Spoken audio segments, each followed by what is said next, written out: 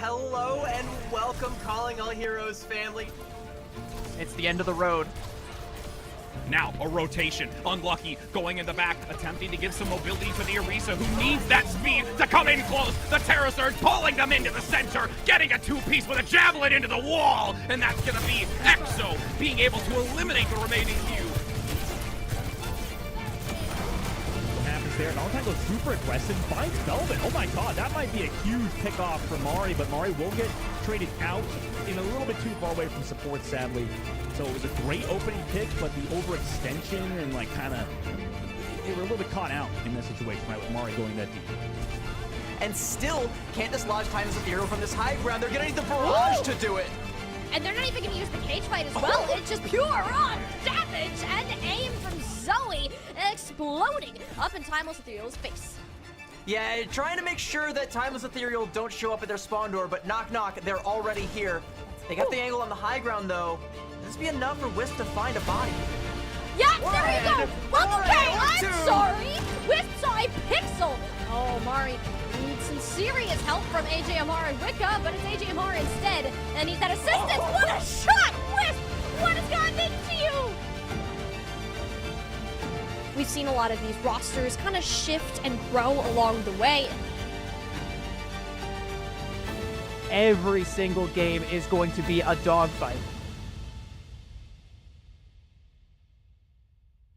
You know, the whole circuits led up to this. And we will see you at the championships.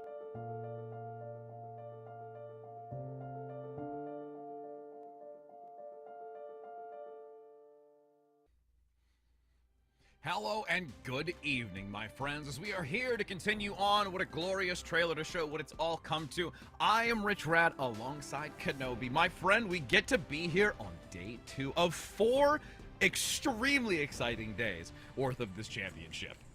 I mean, like you heard in that video, that was great. I mean, I got chills watching that one, but I think like everything has led up to this, and there's no one, Rich, I'd rather be with than casting with you right now, our first cast of the year, getting to kind of venture into this Calling All Heroes circuit and getting here to be here for that championships. I'm just absolutely excited, and day 1 was already fantastic. Coming into day 2, I can't wait to see more fantastic Overwatch. Yeah, there's such a thrill to be able to sit back and watch the competition, and even for that happening off screen on the broadcast, looking at the bracket, we'll talk about that as well, but we can really dive into the schedule of what we've got, and you could see yesterday that we had on day 1 those 3 amazing rounds going into today before entering into the 3rd and 4th day, which again, you get a little bit of extra Overwatch with that round on day 3, so for those looking for drops, they get to recoup some value there. Yeah, I mean, drops are always important when we're talking about kind of what we're doing here on this channel. And I think the other thing about what we've seen so far with this tournament is that this feels like a little bit of an aperitif like day 2, right? Day 1, we saw like some of those upper round 1, upper round 1A, upper round 1B, but now we're getting into the really nitty gritty, the meat of that tournament. And there is that lower round 2 that we're going to be looking out for, but semis upper and semis upper A and B are going to be 2 matchups that I think going forward are going to be really good litmus tests for what we see in terms of the favorites and those who are maybe climbing their way to try and beat those at the top. Well, and just also the dynamic that we got to see a lot of yesterday, which is also hero selection. That was something we didn't get to see as much when it came to Major 3 or also towards that previous one just the week prior, where now Hazard is just becoming full force and what is so heavily selected. You and I really got to talk about it before the broadcast, during the broadcast yesterday, and now we'll be seeing a lot more of it today, and how we can really start understanding this, adjustment to those types of mechanical changes as well, which again, going into a championship bracket like this with so many teams, when it's all to play for, you gotta be really in line and on point to be able to succeed at this point. Yeah, I mean, we kind of went from that Mauga meta that we saw a lot in Major 3, where it was like only just the Mauga, and we're seeing kind of Hazard take the role as just being that hero that's really the focal point, I think, for a lot of these compositions. It works a little bit aesthetically like a lot of the other, Winston kind of compositions that we've seen so far, where the Hazard is very good at taking that space, getting those dives in. I think Tank is a big focal point. Supports, I think, are also something that's interesting, because we've seen, especially yesterday, we saw some teams that are preferring Ana over something like the Kiriko that we're seeing paired along with Lucio, so I think it'll be interesting to see what teams are going to be opting in for that support matchup, because I think Ana offers a little bit something different, right? You don't have something like a Tsune, or you don't like Tsune, you don't have something like a Suzu, but you have something like Anti-Nade, and Anti-Nade is fantastic at dealing with something like Hazard in that front line if you can secure those kills. But that means Suzu on the other side equally as important. So when we look at the support play, that's really where I think we're going to be seeing those little niche things really make impact. And for those that were intensely listening but also watching, even with that selection of like the Ana and the competition, there's always room for some Torbjorn 1v1 action with a hammer kill. So we can never go unnoticed or making comments towards that. As you know, we look a lot at this replay, and again, this is only day one footage that we got to see the intensity and the selection and those specific niche changes that you mentioned that are really, I think, going to be the forefront of what we see remaining over the course of these next few days. Yeah, I think the other thing when we talk, we talk about the supports, the tank obviously very important when we see how strong Hazard has become and how important Hazard has become. I think the Genji as well as the Sojourn are also two very impactful ones. The Genji more so. I think Genji operates a little bit how an off tank used to in Overwatch 1, where you had that ability to take space, a lot of mobility on that Genji. Survivability is another thing Genji offers, so you can have the Genji kind of be on that side or just spam from the front. Like, there are two different ways to play in terms of where you want to be operating that Genji. So we'll see again as the meta evolves and how these teams evolve, knowing each other a little bit more, knowing the meta a little bit more, where we're going to be seeing the chess pieces be placed on the board. And the evolution has to come swiftly as every team continues to fight against, what they've had in these previous weeks, making sure that they adapt quickly enough, because they're fighting for some serious prize money here. I mean, it is just a plentiful amount that you can see first place having $10,000, then dropping down per to 5th place, even down into that 6th, 7th, and 8th, where you're still getting that 500 per team. So there's everything to play for here. Yeah, nice little chunk of change, and as we're starting off, on that lower side, you only have that one left, so it's really going to be do or die for a lot of these teams, especially as we continue to move forward in this bracket, and we'll see really which team is going to be elevating themselves to getting that $10,000 prize pool. Well, and again, we're talking specifically about players and what they get when they're, performing at such a high caliber, but can't forget about the viewers. But we could talk a little bit about that before we go into the awards that they actually get even further outside of that prize money. I would love to have something like this to these show. Are so sick. These are so amazing. And again, just being able to receive these championship trophies really, I think, brings so much to it, as this is presented by Blacklight. Again, they have been a tremendous sponsor to bring something like this to these individuals. And as I was mentioning just before going into this, we also do have the championship awards as well, that they do receive 5 of these Blacklight Kraken Pro gaming chairs, which again, just the unlimited gaming experience on ergonomic chairs, one chair at a time. Like, everybody that sits in one of these, I continue to just look at this from a distance and say, man, I really, really think I need to get one of these. Yeah, I remember when I was first started casting, I was using a chair from my kitchen, and I would have loved one of these at that point. So, I definitely think that this is a fantastic, again, more to play for both of these teams in terms of, getting that trophy. That was so awesome. And this chair presented by Blacklight. I mean, it's just even more incentives to perform well. And again, you talking about how you had like a kitchen chair. For me, it was the old school like fold out one, where like it like fold open and like you sit. Yeah. You had like a metal fold out it's chair a long that they have at time ago. concerts. Yeah, what I'd do is I'd take one of my pillows and like I'd sit on it, because it was always really hard and uncomfortable when it was one of the metal ones. Yeah, that's how bad it was. So yeah, for all of those that get to be sitting in those chairs and being able to play at such a competitive level, but also for those that are, able to be part of the giveaway as well. There's so much aspect of it. But as we've talked a lot about sitting your butts down, you're going to want to sit all your butts down, because this is the bracket that we have to show you, and start leaning into what teams we're going to be see continue to progress over the course of this 4 days. And this bracket is a lot to take in. So, Kenobi, we can really dive into some of the most significant things that we've at least noticed both on broadcast yesterday and outside of it. I think one of the coolest things about what I'm seeing with this bracket so far is when you look at that quarterfinal, to me, no 3-0s. I love that we're having a lot of these teams that feel so competitive. Nightmare got a map taken off them. EXO got a map taken off them. There are a lot of, that 5-map banger between Valentine and Shikigami. There are a lot of really, really good teams that are fighting at such a, I think, equilibrium level right now. And I think that really is going to be something great to look forward to as we go through the rest of this tournament, that there is a lot of parity still available, even though we are in just day 2. Well, even one of the ones specifically that we look at too, I mean, I know we're going to the lower bracket, but where it was Yasp able to upset Queen Gambit, and then now we take a look down below, we get to see Queen Gambit's moving into this to compete against Puppy Girl, going to try and move their way through to maybe have this redemption round. But again, we're going to be able to see one of these games out the gate here in that 3rd round bracket duo between Fable and Hypnos Isolus. Yeah, and we can talk a little bit more about that Fable versus Hypnos Isolus matchup, because that is going to be the one we're going to be starting out with. And I think this will be an interesting one for me in terms of, again, the hazard play is going to be the thing that I think makes or breaks a lot of this in terms of just like where we go from like the tip of the spear, because I think hazard is so important. But there are those, again, other little, you know, niche things that matter as well. You have the Ana versus Kiriko debate. You have the Genji play that's also important. I think Lucio does offer a little bit in terms of, you know, being valuable in compositions like this, you know, timing your beats, boops and stuff like that, very like small micro things that are going to matter. But a lot of the time Lucio's kind of just there to eat rails like it was back in Jote's meta. So we'll see if there's going to be less of that in something like this hazard play that we're going to be seeing.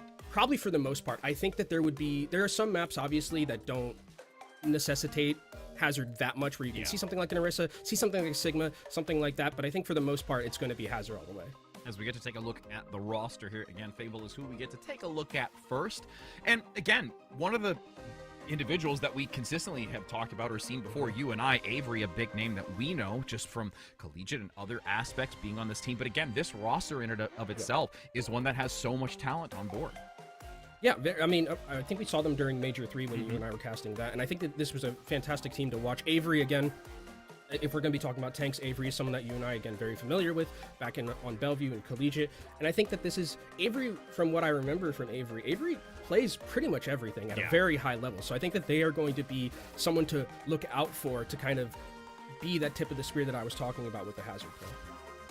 And just the amount of flexibility I think that gives a team like this when you have such a deep hero pool can really make a tremendous difference as well when you're going against these later portions of the bracket in this championship. But as we take a look at their counterpart, who they'll be facing off against, and just being able to see, again, a lot of this great talent. The one thing that, again, I'm so focused on, you touched on the aspect of like the support change up and the synergy and going to see a lot of hazard, but it's also just this DPS duo as well and how it's going to match up against each other. Yeah, I think that's important, and if we're talking about DPS, the head coach of this team is Vision, another person we are very familiar with back in Collegiate. I know. And if there's anyone who I want coaching me in a DPS matchup, Vision is the one who I would want. Vision, it was so incredible, and I think that this is definitely a boon for this team to have someone who was so good at being that DPS kind of star back on Maryville, back in Overwatch League as well when we saw them. So I think that this is a team that is incredibly well coached. When we saw them yesterday on broadcast, they had some really good plays in terms of just being able to utilize their macro effectively. So I think that, again, going into this, when we start here on Control on Lijiang Tower, which is our first map, it's going to be kind of these two teams feeling each other out, especially because we're in lower round. And when we're in lower round, mistakes like are elevated by like 10x, 100x. Like, it's so difficult in terms of being able to just like keep that composure, right? Take a deep breath. That's really what it's going to be about.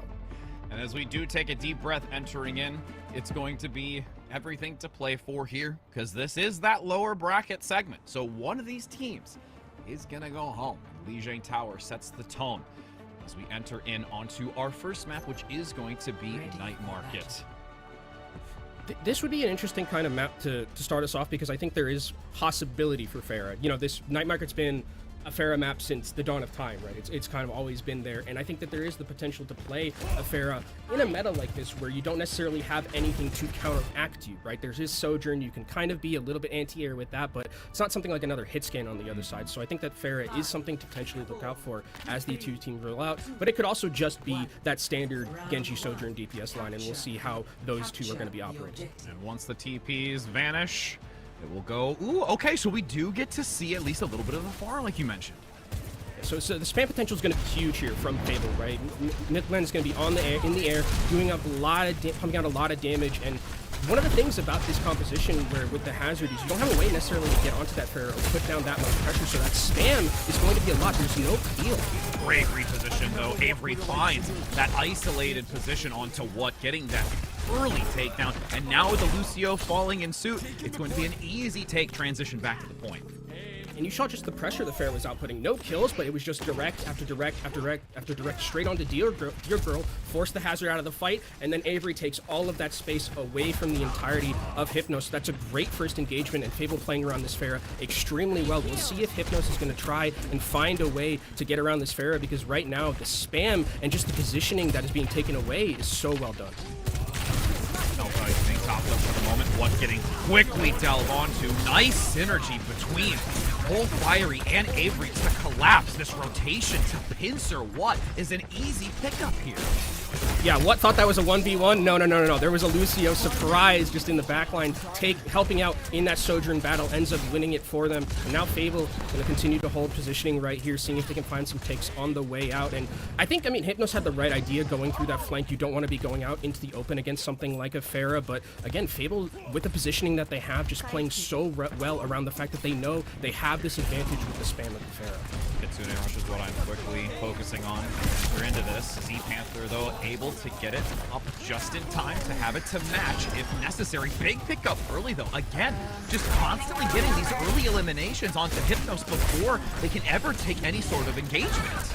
Yeah, these are all neutral fight wins, and it's just, again, by the virtue of the pressure that this Pharah is exuding, and there's, again, not really a way for Hypnos to deal with it. You see what is at 55% to all charge. That means what hasn't really been in a position to put any pressure down, and this positioning from Fable, I'm really enjoying. 5-pack of ultimates for them in this next fight, and they're going to start aggressively with the Kitsune Barrage. Big man so low up top, able to get healed and brought back into the fight, but still in a dangerous position. Now, drawing back, Fable giving some space, has the ultimates to necessarily pivot onto this, and actually able to do so. A sweeping strike comes in with the rocket barrage from an off angle, and that's going to be a lot of ultimates committed, but we're in the home stretch. They have no other need to worry. No one's touching from Hypnos, and that's an easy round one here for Fable.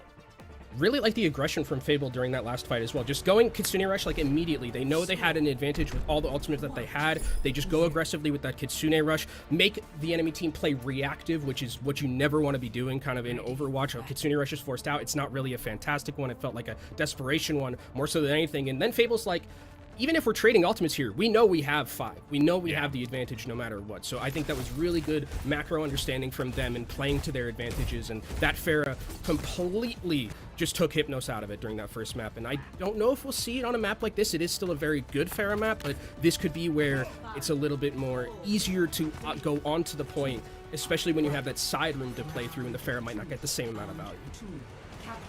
Waiting patiently to see what that decision is, and they're going to look to keep it. I mean, it's not really a surprise if they've got the early advantage. If it ain't broke, and it don't worked. fix it. Yeah, absolutely.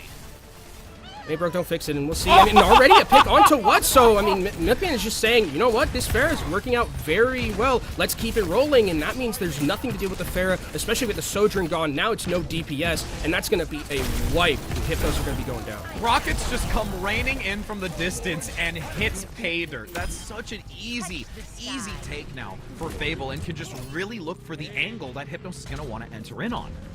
And now it's kind of, for Hypnos, I'm trying to think like, okay, how are we going to deal with this Pharah? Because it can't just be left in the sky like this. And they're going to actually opt into the Tracers, so taking away the Genji and offering a little bit more of that frontline potential flanking as well, where you can go put some pressure on that backline maybe instead of just like trying to beat your head against the wall of the Pharah with the Genji.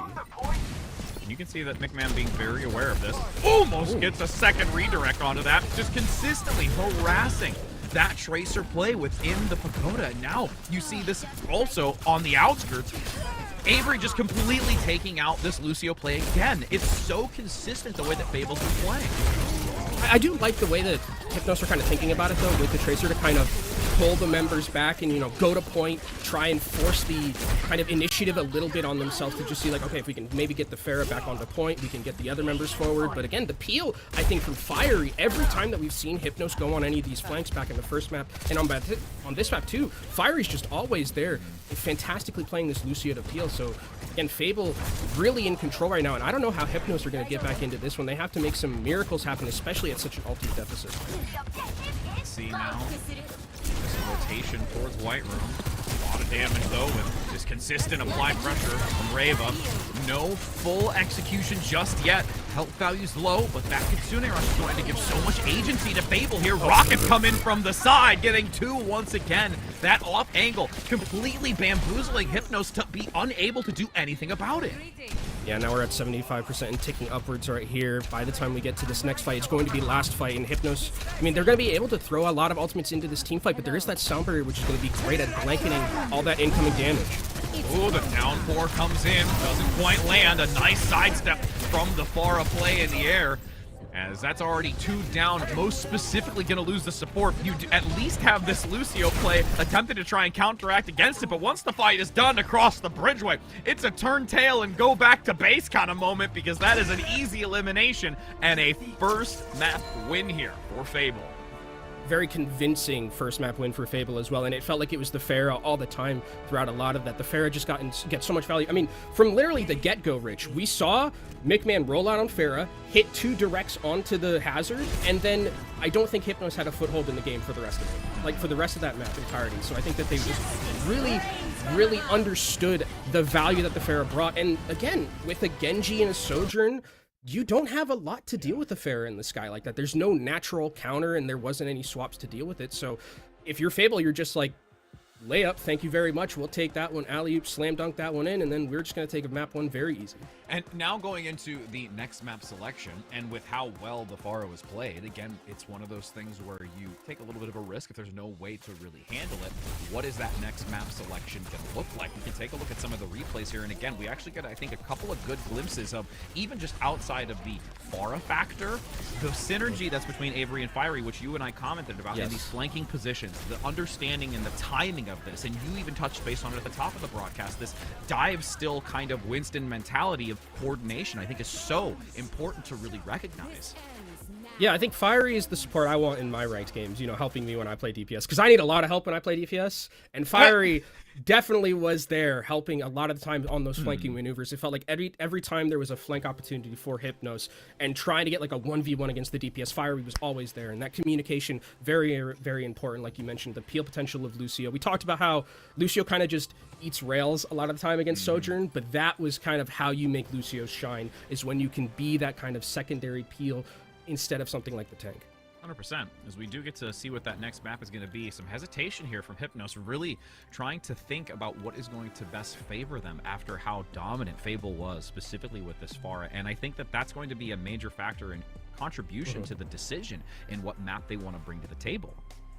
Yeah, a non-fair map. Yeah. I mean, like, you know, anything in terms of like non-fair. I think also Lijiang Tower is like a very, very, you know, Pharah-based map. You can play it on pretty much any one of those maps. Even on Control Center, you can still maneuver Pharah pretty well. So that's one that I think if you're Hypnos, you're thinking about. It's like, okay, we got Pharah. Let's, you know, map 1, put it in the back of our minds. Let's go to map 2 and see if we can get something different where it's a little bit more open, potentially where we can maybe play a little bit of that hit scan, or just negate the Pharah entirely, go to a much more enclosed map where the Pharah might not get that much value. Yeah, and trying to remove the skybox that can be so viable. But the other part of this too is when we do think about, you know, trying to reduce the skybox, even if we look at the way and methodology that the Pharah was being played on Lijiang, like, yes, there's a lot of high ground that you could take, but even just understanding these parallels of, you know, can I take a side angle or this side doorway, as we're going to be now confirming Route 66, which again has a very high skybox when it comes to the first and second. Things get a little bit more encapsulated towards that third segment, but still seeing with that long range hit scan is going to be extremely helpful. Yeah, I think this is like a kind of a challenge map where it's, you know, if you want to play Pharah against us, you have to play against Widowmaker, probably. It's going to be like or like something like an Ashe, or, you know, something very long-range hit scan that's going to take out the Pharah. And with these long kind of alleyways that you have, the Pharah might not necessarily get the same amount of value as it did in those very enclosed areas when we go on to Lijiang Tower or something like that. So I think this is a fantastic pick. I think you can play Pharah here. Not saying you can't. It especially with how good McMahon was playing, but I think it does negate the possibility of it a little bit more, and we could go back to standard meta that we're seeing right now, which is that Genji Sojourn, which might be where we see a little bit more even footing, because when the Pharah was out, it was not close, and the more we move away from that, probably the better it's going to be for Hypnos. Yeah, when you really start making that skill gap, at least from what we've seen from the composition, kind of narrow a little bit, and going onto this map, which again, it's been so much more heavily seen on Route 66. I can't remember the last time you and I, probably over the course of these series of broadcasts, that we've seen it most, and to have it. I don't think we saw it all of last year. That's what I mean. Like, that's what I'm saying. It's like now we actually get to see it come back into such consistent play that it really just kind of gives a new life to it, and we really get to start diving into the nitty-gritty of it and almost learn it all over again with the adjustment to heroes and just overall, like, patch note changes. Yeah, and it will kind of operate a little bit how it used to with that. Like Winston was always like very good in this map, right? Where controlling those high grounds very important, and with Hazard and his ability to get onto those high grounds, negate some of, you know, hold space is another thing that he's very good at. Kind of like he doesn't have Winston bubble, but having that ability to just like hold your defensive and then you can't die. Like it's pretty good, the damage reduction. So I think that we'll be seeing kind of something similar in that regard. But on the defensive end, it actually looks like we will be seeing Echo come out on this defensive end instead of something like the Genji. So still having a flyer in the air, but having a little bit more of that, I'll say, ability to maneuver around the hit scan and burst potential instead of something like a Pharah. So I think this is them for Fable thinking like, okay, we still wanted to play something similar to a Pharah, but we're going to go with Echo, which is a little bit more of a safer option against something like a Widowmaker. You can see what a beautiful sleep. We get the tail end of that. Easy shot. Just force back Avery for the moment with, again, a couple of decent body shots. Nice rock coming off the wall there to dislodge for the moment, making it not so easy for these clean shots for what, but still being very aware. Yeah, Dorado going to bring in that Winston blade to try and counteract. Just eludes the sleep dart. You could hear it whizzing by. That could have been devastating if that landed for the brief moment. Dropping down, getting extremely overwhelmed, locked in the corner. Beautiful positioning, and just completely isolates Dear Girl.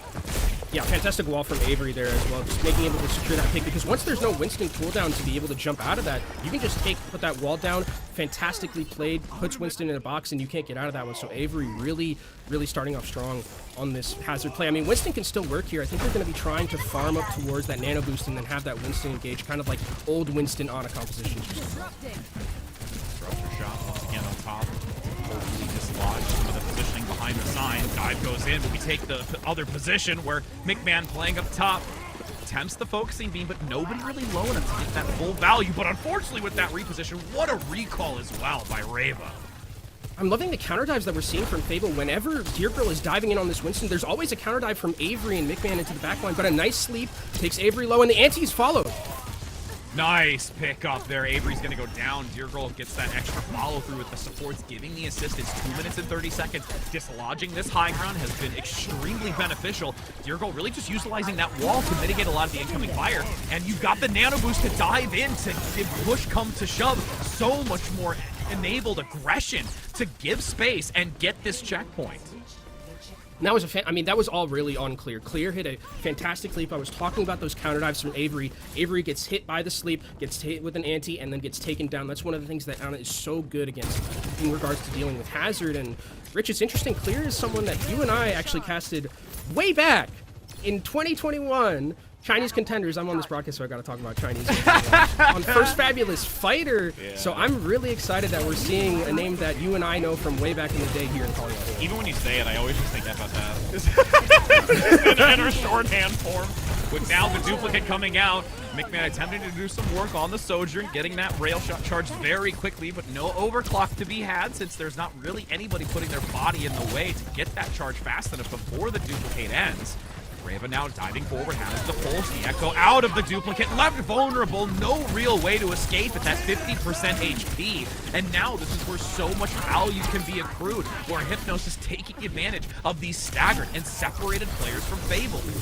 Yeah, and I'm really liking the decision-making of bringing the Tracer to the table, as Dear Girl's going to go down, but it shouldn't matter too much. Avery actually will swap over to the D.Va, which is something Avery very adept at, but with that Winston going down, it actually might be a bigger deal than I thought, because now you don't have that ability to stay forward with the team, and I mean, Winston always struggles against something like a D.Va here, so it's going to be a little bit more difficult for Dear Girl to kind of pilot this champ. My ultimate is almost ready. For this reposition on the high ground. A couple of decent shots, can't quite land, barely gets out of the shot range. Disruption, denying them space on the high ground. It's not going to be easy when you've got shots like that being placed on that high ground. Is Avery now going to look to chase back and look for a flank? Again, this reposition, diving in, instantly getting a pick, and now Clear falling in suit. Yeah, that was all Z-Panther there, who hit a fantastic anti-nade onto Bochi during that rally, which basically took him down and was easy pickings for the Sojourn with that overclock to take down the Brigitte during that rally, so he got no value essentially, and now feels like Hypnos are stalled a little bit, where they had such a good momentum in that first couple of points, and now still on this Winston composition trying to find their footing again. You see that nano boost though, going directly onto Dear Girl, that's what they want to see. See that nade fly by, capture more of this great engagement as Dear Girl drops down below, shot on the outskirts instantly onto Reva. So now McMahon's gonna look to dive in onto the back line. Shots continue to rain though. By what? Looking to see if this overclock can bring value to the team. Recall goes backwards inside the barrier, but there's no way to get any else assistance. And now just looks to run. Fable can't on this attack get a stable footing to try and piece this back together.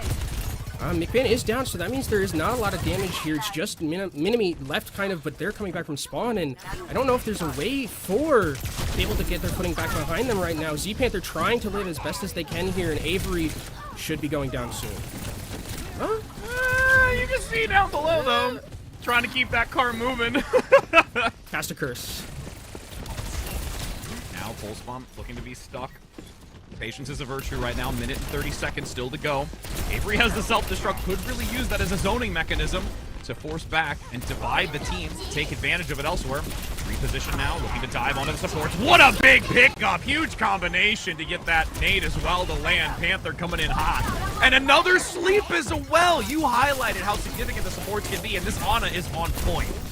Yeah, this first point, it was clear who was really the MVP, and now it feels like it's turned back over to Z-Panther as the self-destruct is going to be used as an extra life here. Primal Rage from Dero Girl slept. I mean, Z-Panther is just taking names with these sleep darts.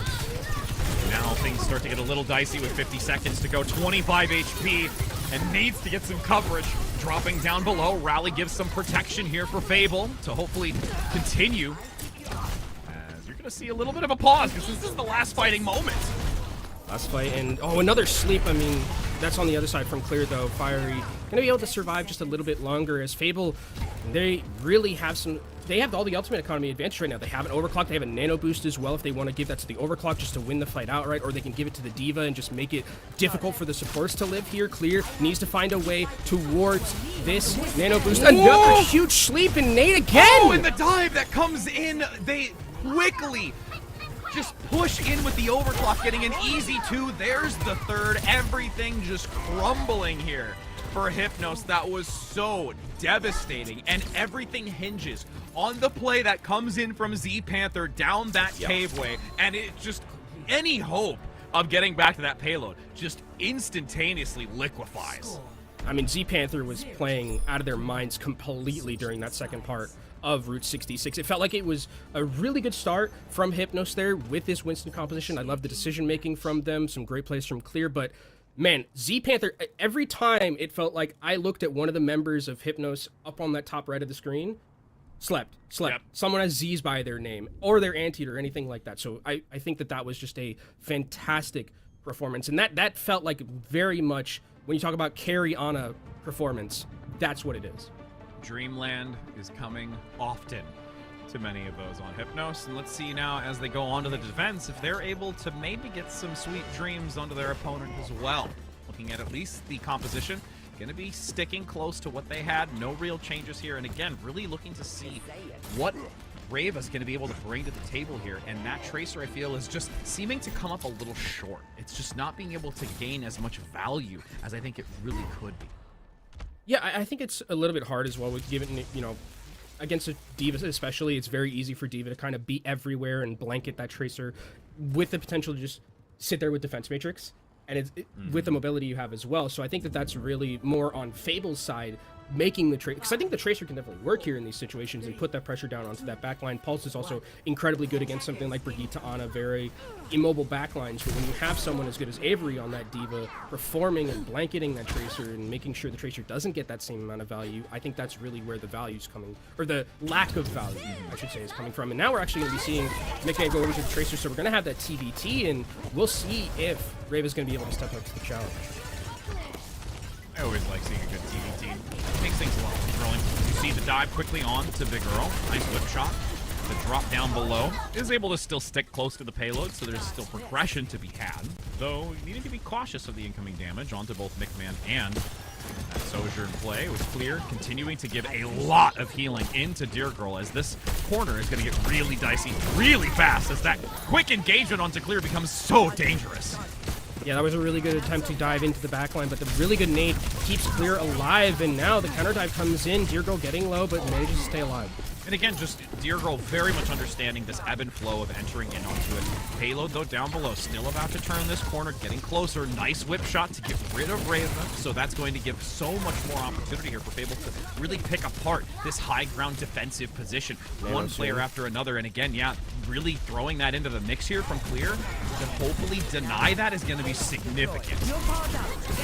Boost power into the Winston, trying to take down one of the members in the backline. Fiery does go down, so that's a healer lost. And Z Panther as well. Great patience, but actually traded back for 2 somehow, some way. Yeah, Clear eliminated, so this is, well, there's the second. I was going to say 1 healer remains, but Avery's not going to let that be long for this world as a Primal Rage is looking to do some value to buy some time on the payload, but it won't be able to completely rectify the damages that have been done, as this will be a pulse bomb stick from McMahon to guarantee the scientist is sent back to spawn. Well, I thought that fight was completely over after those first 2 kills from Hypnos, but somehow, someway, Fable, I think it was another sleep from Z Panther that I saw, turns that fight completely on its head, and somehow, someway, it's going to be Hypnos who lose that fight, and now 4.5 minutes in the time bank for Fable to move through second, which they look so crisp and clean on in that previous round that we saw. And with this ultimate advantage, I mean, they still have a nano boost to work with. They have a self-destruct, so Avery has a second life, and Reva on the flank trying to find something with the pulse, but scouted out. Yep, McMahon right there, looking to push it. Reva's like, I can't be sneaky, no stealth. Agility for me. Recall, though, forced out. Reva gonna attempt to play closely to this payload for the moment, but the nano comes out instantly while the overclock is unleashed. There is so much damage to be had here, but everyone looks to hide. No one wants to walk out into this firing range. Now, high ground still maintained, and Z Panther gets rid of what? I mean, it was decent for Reva to kind of stall as much as they could there in that scenario, and we'll see Avery try and push the pace a little bit here, see if they can pick up some stragglers. Oh, she does go down, so that's the Brigitte gone. Can they find Clear off the back of it too, but it's traded for Fiery. Avery now looking to rotate back with the group. Sticking close. They've done a great job keeping distance. The fact that you have now this high ground denied once again. Big shot and assist. Avery just going to completely shut down what? Where there's no real hit scan that can do any damage onto Fable. It's just these consistent staggered picks that's really making it challenging for Hypnos. Tracer does manage to find Z Panther, but Fiery is now back into this fight. Rally is going to be available soon, so that means there's so much sustainability. Hypnos have nothing to work with, and Dear Girl just going to desperately go over to that Hammett just to try and touch. Oh, they can't get there. You can see down below there's an attempt to touch, but it's just still too late. The block on the high ground, everything really just pulls together beautifully. And we talked a lot about McMahon and Avery and a lot of these things, but this play of the game, which again is something I think that is very warranted, Minami has been crushing it on this Sojourn. Yeah, I think this is kind of where Sojourn really thrives, is in these scenarios when you have, you know, that ability to just get that nano boost during the overclock, and it's kind of just a shooting range at that point, especially against something like Winston, where it's not like a diva where you saw what Avery did when there was a overclock on the other side. Just sit in front of the Sojourn and throw up your defense matrix, and then there's nothing to do, and then Minami takes him out. So I think that this was just a great kind of show of composure as well from this Fable team, because they got rocked by Hypnos on that first one. Yeah. Like, it was crisp and clean from them, and they had all the momentum, but then it was a great stop. The switches were fantastic. Avery going on to the Diva against that Winston. I love that decision making in that matchup, and Z Panther, again, played out of their minds completely on this defensive end. Yeah, when you really can like use this Ana to its full potential and just get value as we've seen, I mean, I still remember so many like rare occasions where you and I have casted just such significant Ana play, and we get to see it really just start to rise to the surface of how well and how impactful a quality Ana play. If you're like feeling it that day, you're really impacting the game. I love Ana play. I think it's probably like one of my favorite sports to just watch, just because of the, you know, carry potential you have, which we saw, I mean, from Z Panther and from Clear there as well. Clear, that first fight that Hypnos won was off the back of a fantastic sleep and then an anti-nade that took down the Hazard, and it was nice to also see kind of moving away from Hazard a little bit in terms of what the meta was, seeing some Winston again, seeing some Diva again. I think that was interesting, because I think Hazard, it doesn't have the same, I think, ability on demand to, you have the dive on demand, but it's like much easier for like Diva and Winston, things like that, to kind of maneuver around Route 66 on something like that. So I think that this was an interesting match that I don't think we'll see probably much more Winston versus D.Va, I mean, I said we would probably see Hazard throughout the whole way, but we've seen a lot more of this other stuff, so we'll see what the third map choice is going to be. Again, we did see finally Fable moved off of the Flyer because the Echo was getting taken down a little bit and then going over to the Tracer. I think that was a good decision. So it did look a lot closer on this map than it did on the first one. Ooh, and we're gonna go to Suravasa. All right, so selection made, and I realistically think that this is a good option. Granted, we've seen Pharah on Suravasa. It has brought value, and wouldn't be surprised if that's something that's brought to the table, or even the Echo, to try and change it up a little bit, because there's a lot of these, you know, interesting corridors. There's, you know, channels at which that you can kind of take away from certain points, or take those off angles to catch your opponent off guard, which is something that we got to see a lot of when it came to Lijiang Tower from Fable. So that's one of the things I think that's going to be important to pay attention to as we go into it, to see if maybe, you know, they revert back a little bit to what was working for them so well. Or revert back to Hazard, I think, is another potential option as well when we see just the state of the meta that we're in. I don't think this would be like a D.Va or Winston map. Maybe Orisa would be like kind of a wrinkle that we could see at the same time, but I think for the most part it's going to be just the standard Hazard meta that we've been seeing so far. The interesting wrinkle again would be, would we see something like the Ana? Would we see something like a Tracer as well? The Pharah, like you mentioned, I think those are kind of where we'll be seeing a little bit of those changes, because I think Hazard on a map like this where it's a little bit more on even footing on the ground, a lot easier to pilot. I think that's something where it's like Route 66 where you need a lot of that upward mobility like a D.Va, like a Winston. Absolutely. I mean, the other aspect too is when you take a look at the Hazard and how, especially when it comes to the first flashpoint, like those two walls, when we get to see the encounter with Hazards going into it, is that the vault makes a big difference here in how you're going to utilize the architecture to get that high ground position.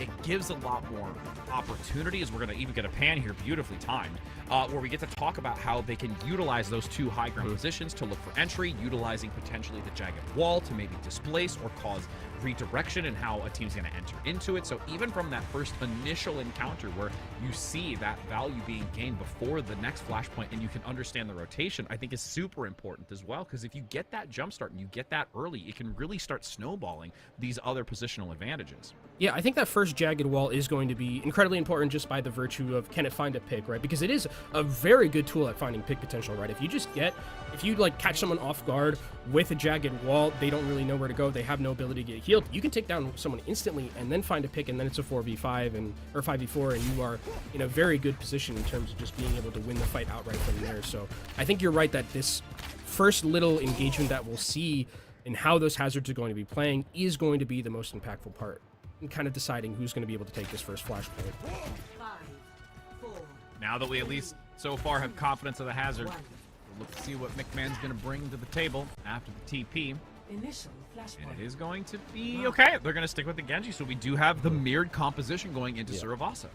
I see the mirror compositions, and while my eyes are going to be on the Hazard, I'm also interested to see where we're going to be seeing those Genjis plays. As you can see, Dear Girl already going up onto that high ground. Avery staying more towards that low side, but now tries to get up there. And I like this decision from Hypnos, taking away this high ground and making Fable work for it. Jagged Wall used very early, at least for Dear Girl in the back. Couldn't quite cause the division, but Avery used it more defensively as a blockade up front to stabilize before taking that backline position.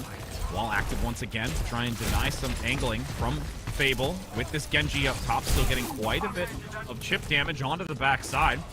Favoring Hypnos as they move forward onto the position, but Fable is okay giving ground for the moment as Avery's still there to capitalize and hold counter.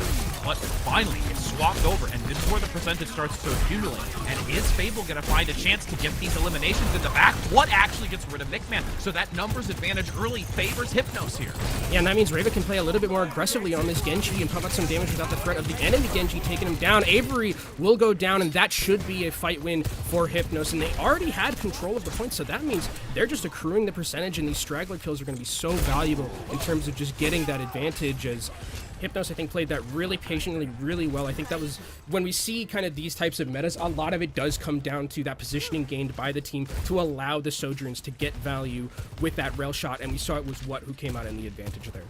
And because of how fast the percentage accrues and the time with those staggers that's taking, this is really like the last fight territory for Fable. They have Z-Panther, at least with this Kitsune Rush available, needing to utilize it. Oh my goodness, the damage onto McMahon. It's 1 HP in a dream, and Deer Girl gets the elimination, bringing it once again to a 5v4. The Kitsune Rush comes in late, and it's overlapped anyways by Hypnos, so they still get the benefit. Both DPS gone, wiped from the floor, as Fable now has a last-ditch effort to just try and have some sort of competition. A pick comes through onto what, but the damage is already done. And Hypnos at this point will take this first flashpoint and now look to shift to the second. Really good patience from Bochi there. Bochi was getting taken down very low. Could have, if it was me, I would have panicked Salbird right there, but that's why these are pros and I'm not. So really, really good patience. But as we come into this next fight, there's going to be a lot of ultimates that we have to talk about. The DPS ultimates are going to be there, but those sound barriers, very, very key,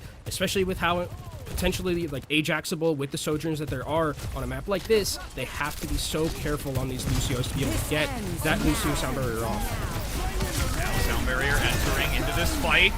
Instant elimination. You can hear the just falling death and demise off the edge, and that's going to be Hypnos really taking control, and Suravasa is feeling so good for them right now. Fable had a very aggressive ult there, but it was fantastic from Deer Girl. The downpour just completely negated that dive, and yes, all the ultimates had to be committed in that fight, but it was just such a win in terms of the positioning battle and the macro battle for Hypnos, where they used that they used the downpour so effectively to stop any type of engagement that Fable wanted to really be aggressive on, and that's going to allow Hypnos to also have an advantage here when it comes to this Kitsune Rush.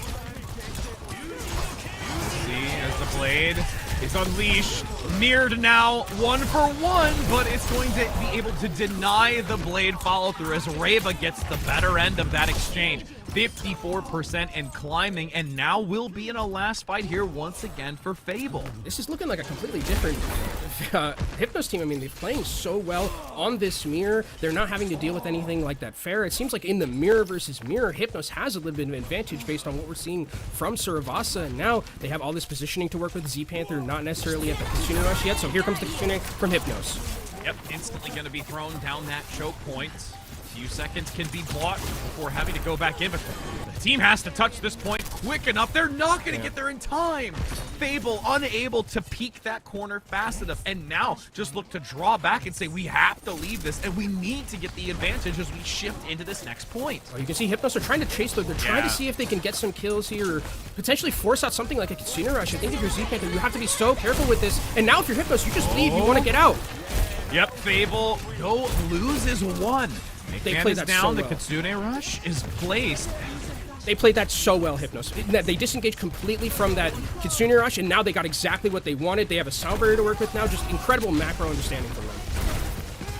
Instant movement speed forward. Everyone boosted to get onto the point to counteract against it, despite Fable starting to get the early lead. Avery is so low, needs to play cautiously until it is a full 5 and gives this up. It is the third flashpoint and the last one that Hypnos is going to require. And now it's going to be so difficult for Fable to get in without something like a pick. McMahon trying to dive and put pressure onto that back line. Actually, Bochi goes down. That means no sound barrier. That's a big pick. Yep, now Avery's going to follow up instantly onto Reva, so this is 2 down, and Hypnos will have to give this up, but they're just gaining as much percentage as they can while still being able to salvage the remaining few, but this chase is going to be a little bit helpful here to also kind of offset some of that percentage. Fable finally can stop the bleeding. They start to accrue some percentage for the first time, and we're going to be seeing them, and now see what Hypnos is going to do with this engagement. Both sound barriers available to each of these teams, but again, Tyrena just a little bit ahead in terms of that Kitsune Rush. That could be a difference maker. Oh, beautiful evasion. Avery gets out of it just in time as a rail comes in, equalizing one, but unfortunately you've lost the sound barrier. Fable doesn't have that protection, so it's solely on the remaining few to have to work through this as the Kitsune Rush comes out from Hypnos, rotating around, and that aggression forward completely deletes Avery and has to make a desperate retreat and regroup for those that are remaining, but Deer Girl's gonna play aggressive and try and get this pick. With the Kitsune, with the swap though, I think that's going to be Z-Panther getting out, but Fable didn't use any of the support ultimates during that, and Hypnos used a lot of ults to try and win that fight. So now if you're Fable, you're just trying to win this with the least amount of ult usage as possible so you can cycle and get back in that percentage advantage. Yeah, managing the ultimate economy is going to be key for the long run adventure that lies ahead. Nice Deflect the moment to deny the damage as the blade comes out. A couple of decent slashes. A swift step gets at least a few more seconds worth of time, but that was a great redirect and a focus onto that movement to guarantee the elimination. And that puts Fable in a position of where they can now take this flashpoint and look to the next. Hypnos did manage to force out both the support ultimates as well as the Dragon Blade, so they do kind of get a little bit more on that equilibrium when it comes to ultimate charge here. Potentially there's a good chance that Hypnos might try and re-engage into this, maybe get something like the downpour from Avery, but they might just say, nah, we're ahead by a little bit. Oh, actually, they went around the back end. What? Taking the position. Pincer maneuver. There is a couple of early picks, though, which even if they give ground and allow this to swap, they can group back as a 5 to eliminate Hypnos. And Hypnos will be accepting their fate right now, giving another chance here for Fable to be able to take this and look to the next. I like the idea, but they had such an advantage when it came to the support ultimates. It was about like 30%. Now it's equal. So now you're fighting this next fight on even keels when you didn't really have to. I think they could have just let that one go, gone to the last point. You're up 2-0 already. Just fight here on this next flashpoint. But now they've given that ultimate economy over to Fable, and that might be something that comes back to bite them later on. We'll see how impactful it's going to be. And it's those micro plays that make such a big difference in the bigger picture. 15 seconds before this flashpoint does become unlocked. A lot of chip damage across the center here. Genji's both playing very forward. Needs to be cautious of the damage. Disruptor shot zoning back ever so slightly as McMahon looks to dive in for some value. And here, the downpour comes in. Avery, I don't think could lock anybody down. Dear Girl actually looks for a flanking angle, has the downpour themselves. Could use that here. Gets extremely low, and Avery gets the elimination. No ability to escape, and I actually believe the jagged wall denied some of the incoming sightline for the heals. Yeah, and while Avery didn't look the best in terms of the kill feed, it does a lot of zoning. You don't want to be anywhere near something like downpour, and it moves all of those members away. It splits up Hypnos entirely, and Fable with just a singular ultimate are able to win that fight and start accruing that percentage, and now up to 30%. I mean, we have probably 2 fights left, and Hypnos have 5 ultimates coming up in this next fight. The downpour is going to be the big one. Do they have an advantage in that regard? Biggest thing is to actually lock someone down. Okay, that's a move you're gonna love to see when you have the numbers advantage, giving this up. Sude Rush dropped. Fiery puts in the sound barrier, but it's not going to be able to counteract the sheer force that's coming out from Hypnos with that Kitsune Rush. Fantastic downpour from Dear Girl that completely just turned the fight on its head. Even though there was that pick at the start, that was completely turnable for Fable if they had had those key members, and both support ultimates are used for them. So now Bochi has such a huge advantage when it comes to that sound barrier. If Fable is going to use any of their DPS ultimates, it's going to get blanketed entirely. So if you're Fable, you're just trying your best to win this fight, potentially find Bochi before this fight ends up really getting scary, because then you can use both of your support ultimate or DPS ultimates and turn it back around. You can see McMahon on the side angle with the blade. Nice switch. What a wall! Block! Jagged comes in quickly to deny any sort of entry, and now the counter blade comes in. Brava has coverage from the sound barrier and actually still does enough damage onto the front line that Avery gets chased down and completely removed. There's one last opportunity, and Fable's got to regroup fast. Hypnos are trying to find these staggered kills, but not going to be able to do so. Sound barrier was forced, though, so it is going to be a battle of overclocks that we see here between both of these teams. Avery so close towards that downpour. Again, the zoning potential of an ultimate like that, but Brava on the flank trying to find a straggler. What a wall once again. Denying sightlines in the overclock, attempting to find an off angle, but can't do so. The overtime has been procced. Avery, half health already, goes in for the dive, but nice swift step to get in. Oh, what a downpour. downpour. A huge pick comes in. The downpour guarantees at least one is isolated, but the rest now have to come back in. Avery is lost, and because there's no tank, that means that it's just the DPS and supports from Fable attempting to turn this back around, and there's no way to do so.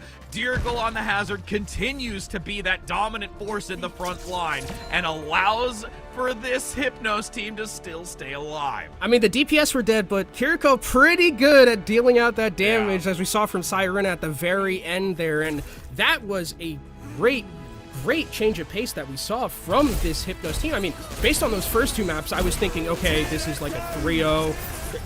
Based, you know, these 2 maps weren't really that close.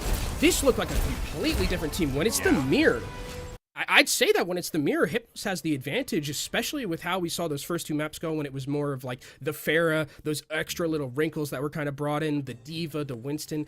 But when it's mirror, mono, it looks fantastic for this Hypnos team. It's like a completely different team. Yeah, Dear Girl, she really does face off against Avery well in a number of these. And some of those jagged walls, see, like right there even, 4, just accidentally. Yeah, 4. Yeah, like unbelievable. Just huge plays. The positioning was so great, denying a lot of accessibility for Fable. It really can just change so much of the equation. But the other thing I loved about what we saw from Hypnos there was their understanding of the macro, right? Because we saw there was that one moment where it was like they capped second point. First off, they capped second point with a fantastic, I'm going to use the meme, zoning Kitsune Rush, which is what it was. Yeah. They just zoned him off the point for the last 10%. And then they see that there's this, they see that Fable are kind of running away, and they're just like, let's chase. They force out Sound Barrier, disengage from the Sound Barrier fantastically, and then they know they have such a fantastic advantage to go back in, try and get that third point.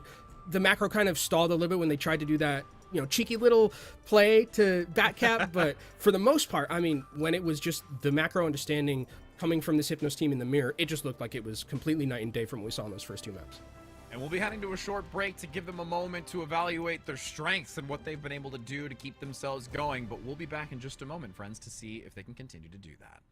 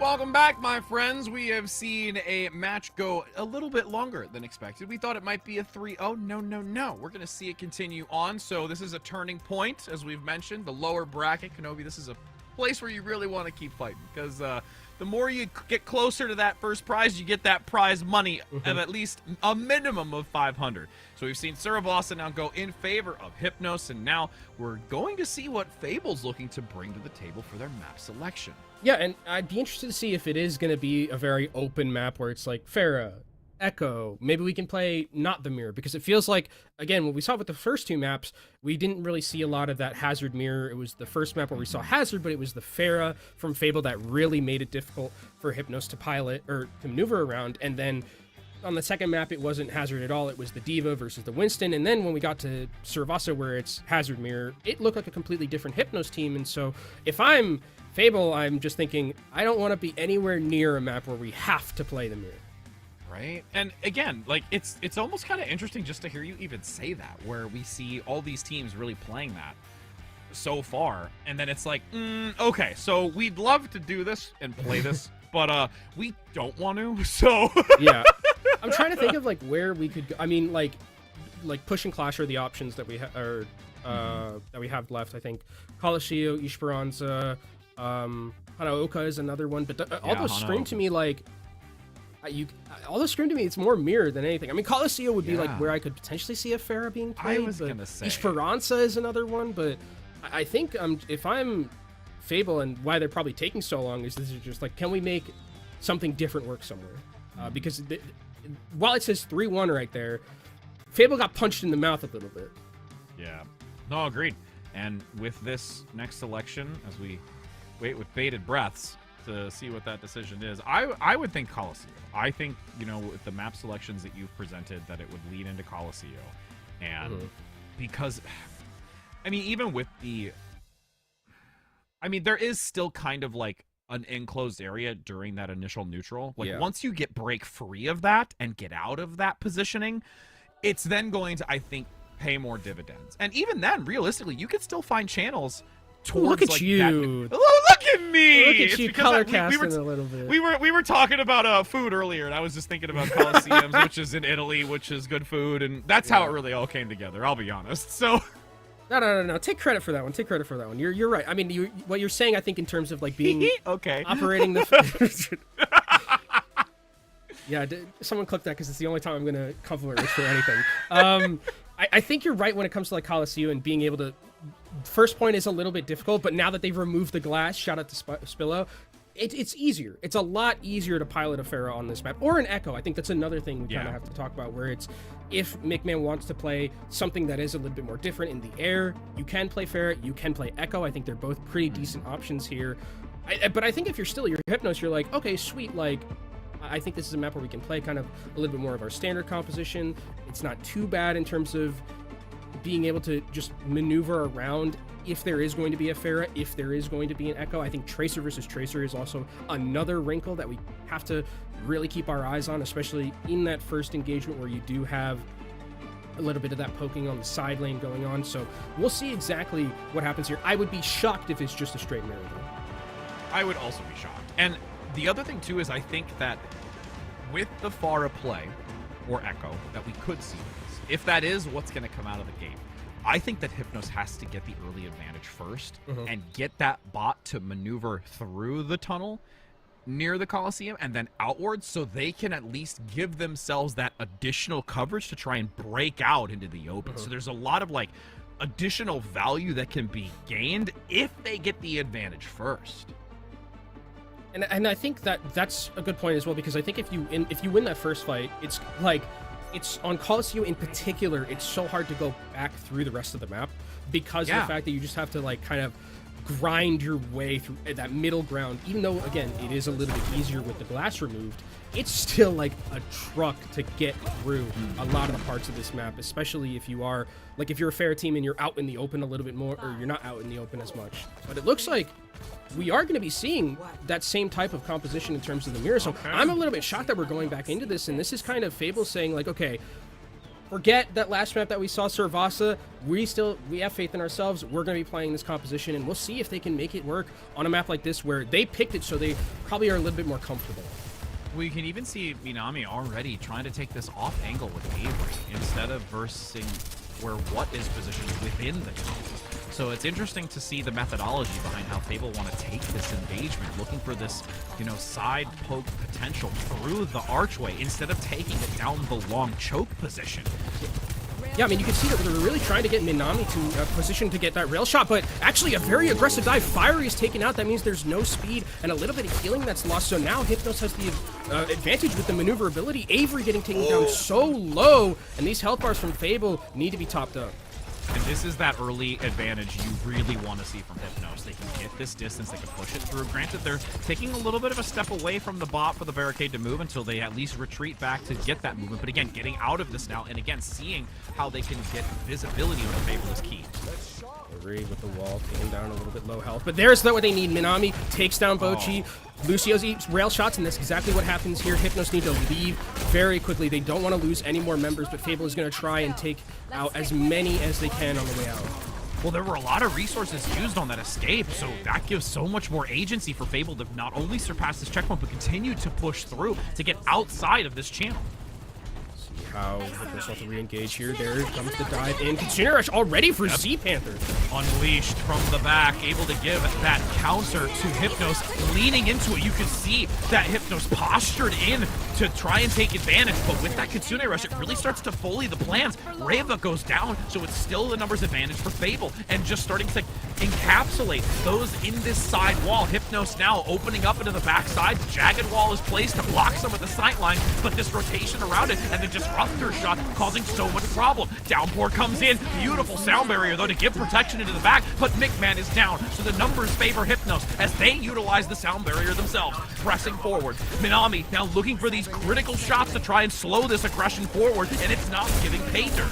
But now there's no sound barrier for this. Overclock from What, and What is going to try and make something happen. Taken down low. Suzu used to keep them alive. Woo! Beautiful coverage here from the support play as Dear Girl eliminates that Sojourn, firing in the back. Up top, Avery looking to hold. Jagged Wall bringing some denial to that sightline from a side, and Avery has to give space here, and Hypnos takes the advantage. And we'll see Reva a little bit ahead in terms of that Dragon Blade. McMahon doesn't necessarily have theirs just yet, so this could be an aggressive push from Hypnos who want to take this positioning. That forced out a quick dash coming in. McMahon had to escape. Reva now down below. Maybe gonna get a cheeky blade underneath here. Oh, they scouted. Being patient. Okay. Well, now plans are foiled. Foiled plans. Has to leave. But I mean, the Dragon Blade is still the big thing is going to be this downpour from Avery. Can Avery find an angle? But actually, it's an aggressive push from Hypnos. Blade now gets two already with it as the Kitsune Rush holds down the choke point. So it was almost that these ultimates were really holding in two different channels, one near the bot and one towards the off angle, and it ends up paying so much here for Hypnos. I would love to have supports that have confidence the way that Cyrena has confidence in Reva there to just use Kitsune Rush and get 2 kills with Dragon Blade. That completely turns the fight. And now you see McMahon going over to that Pharah. This is what Fable were so good at using beforehand, but you do have an infinite skybox to work with, but it is a little bit harder to maneuver it on something on a map like this instead of something like Lijiang Tower, but this is really where their bread is buttered for Fable, and they're going to try and get back into this map with this pick. I mean, again, going into this confidently to try and force the mirror is something that I would guarantee they thought could work, but at this point now leaning into something that might be more favorable. You can see already McMahon just playing this off angle towards that center position as Z Panther has the Kitsune Rush available, looking to potentially toss it down the choke, which will be done. So now aggressively, Avery is going to dive into the back onto what the chase continues to ensue. The downpour up the wall, lands it onto 2, and actually a third on the outside. What having to flee for their life as the Jagged Wall comes in as an anchor to deny the escape, and this is insult to injury. Avery has to be careful and does go down after the follow-through. Really good understanding from Avery, where Avery saw everyone vault up, and it's like, this is the freest downpour I'm ever going to have in my life. Yeah, and it was just off of 2 singular ultimates, and now Fable still have a sound barrier to work with. They're going to have Minami with this overclock, and they're close to getting about ahead of Hypnos here. Checkpoint is ideal to reach. It's go time. You see, though, the high ground still being placed. Overclock is active. Everyone from Fable just abandons ship. Nobody sticks around. That was downpour committed. What? Dear Girl goes for the ult and no one's there, and then now this rotation back to escape. Avery takes the advantage and gets rid of the Kiriko. Yeah, Sirena's not there, so that's a lot of healing lost, and Bochi might be forced to... I mean, actually, now you just can't sound barrier. If you sound barrier here, it's disastrous, and I think it was maybe just a little bit of miscommunication there. It is still potentially holdable for Hypnos, and they can contest, but just a little bit of misplay, I think. Second wall. Ooh, nice displacement. McMahon down below saying, I'm gonna get some gelato while I wait for a top-up on a heal. I think if you're Fable, you can't really engage her. You have to be wary about those support ultimates because they are such a big deal. But McMahon's going to see... Oh, barrage! Nice Suzu to mitigate some of the incoming... Oh, Ajax! Down there, Ajax! He doesn't get it off! They are unable to do anything about it. The Lucio play completely shut down. No ability to do anything, and that's a absolute feels bad moment. Just, she's gonna be regretting those moments right now that sound barrier didn't happen, and that's a checkpoint now reached. That's a checkpoint in the lead for Fable, and actually Boshi's gonna go over to the Juno, so Juno was so prevalent in the last meta. I mean, still offers a lot in terms of that ultimate and the burst healing that you can give to the rest of the team, but you are losing that sound barrier, which is such a key defensive ult against what Fable is bringing to the table. And Avery, another downpour available for them, and has hit some big ones so far in the series. Can they get another? From J-Panther up the rampway, countered though by the bridge. Avery playing patiently. What a shot. No, Reva gets taken down by the rail. Beautiful shot, as you said. And now holds the corner, falls back for the moment, not quite yet needing to dive in until the ultimate lands. Downpour from Avery, locks down Dear Girl. She has nowhere to go, and now in the final home stretch here for Fable. Z-Panther, I mean, we saw that the Ana was really good, but Z-Panther's Kiriko is also working. These Suzus are so perfectly timed, keeping Avery alive, keeping the supports alive, as we'll see Reva on the flank with the Pulse Bomb. Can Reva find any value here? I think they're scouted. They know they don't. Heard the dash, the recall is out, now has to flee. Triple dash to get the health pack and abandon ship. Yeah, there's no way you can fight a Pharah like that in the air, and if you're Fable, you're fine with just kind of having this little push and pull right now. You have such an advantage, and Hypnos are now going to try and engage and find some kills. Yeah, Z-Panther got really low, separated onto the high ground. Everyone from Fable's just going to get chipped away. Great recovery here. Hypnos, but like you mentioned, has lost so much ground in comparison. Has to get almost double the distance and doesn't even yet have the checkpoint with 2 minutes left to go. They do have some very key ultimates to kind of start some momentum here, as they are going to have to fight in this enclosed area. The big thing is going to be that sound barrier from Fiery. If there's a way for Hypnos to get that ultimate out quickly, or they just disengage from that and then go back in, that's really how they're going to be able to make this. But Reva, again, on the flank. Fable have done such a good job of scouting out this Tracer with the Pulse Bomb, but can Reva find an angle this time? Reva's been sought out just because of audio cues. They keep looking, you can see. But if they can, yeah, you can see that camera swivel from Nick. Shots fired down the choke, still keeping a watchful eye on the flank to communicate that with the rest of the team as things get dangerous. Now, you've got the ultimate. Orbital Ray active, torpedoes up top, health values are low, but everyone from Fable is able to give ground here because they still have the advantage. Dropping, overclock now, the dive comes in.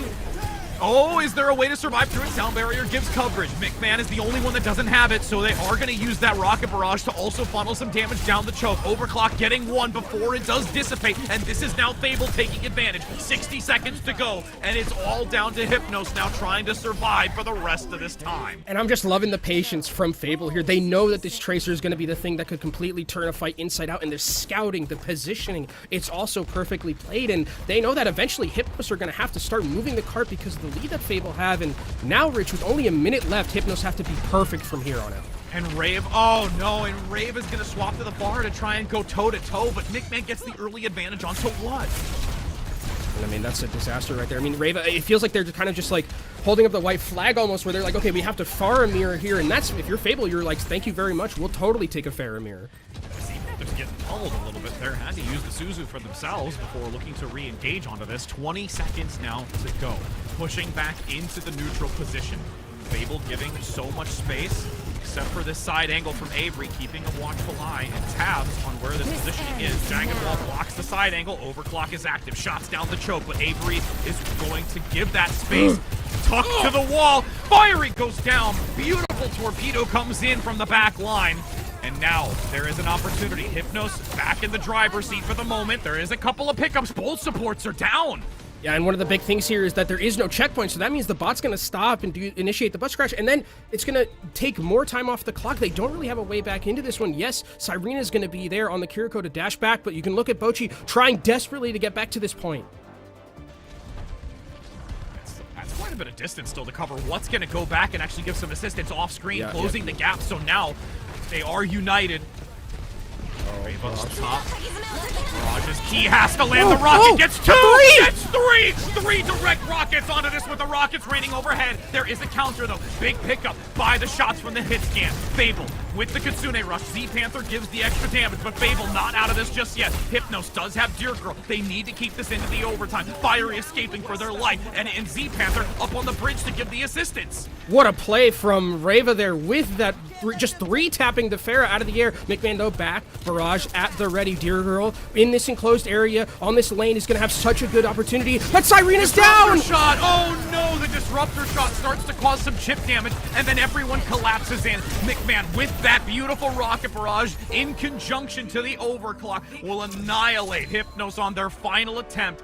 Fable will move on with a 3-1 score, and we say fond farewells to Hypnos. Yeah, Hypnos put up a great fight.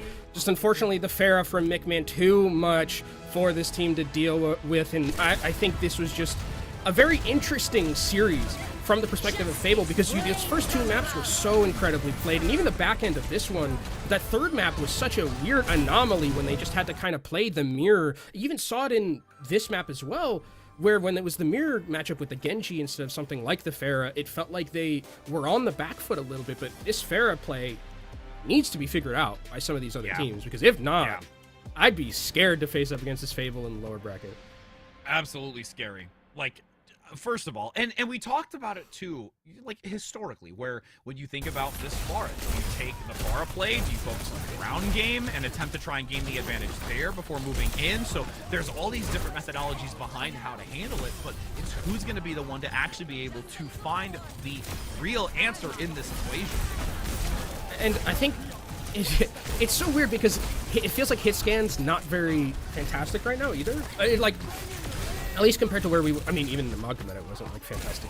I think this is just it's a very interesting place to be, especially with, I think, Hazard being so popular, is that Hazard throws out a lot of damage on these hit scans. And hit scans, like, I mean, Cassidy has some defensive ability in terms of like the roll. You have Ashe with Coach Gun and things like that, but I think with where the meta is, it feels like it's a little bit hard to squeeze in a hit scan just to deal with the Pharah. I think it's possible, and I think that there are ways potentially to deal with Pharah that aren't necessarily just pick a hit scan and then figure it out that way. I think a lot of it comes down to rotations, a lot of it comes down to cooldown management and just negating the Pharah as much as you can that way. But beyond that, it will be interesting to see how teams are going to figure out a way to deal with this, because it does feel, especially with how well Fable is played, does feel like it needs to be dealt with in some regard. Yeah, absolutely, and going to allow Fable to continue moving through this lower bracket to see if there is an attempt to fight off against those in that upper bracket. So realistically, I'm glad we get to see Pharah. It's a little bit outside of what we've been seeing a lot of. So we're going to head to a short break, though, before diving into some more conversation and potentially going to be having an interview, but we'll be heading for sure into another match, which, again, in that upper bracket, so don't go anywhere, friends, because either way, we're going to have a good time.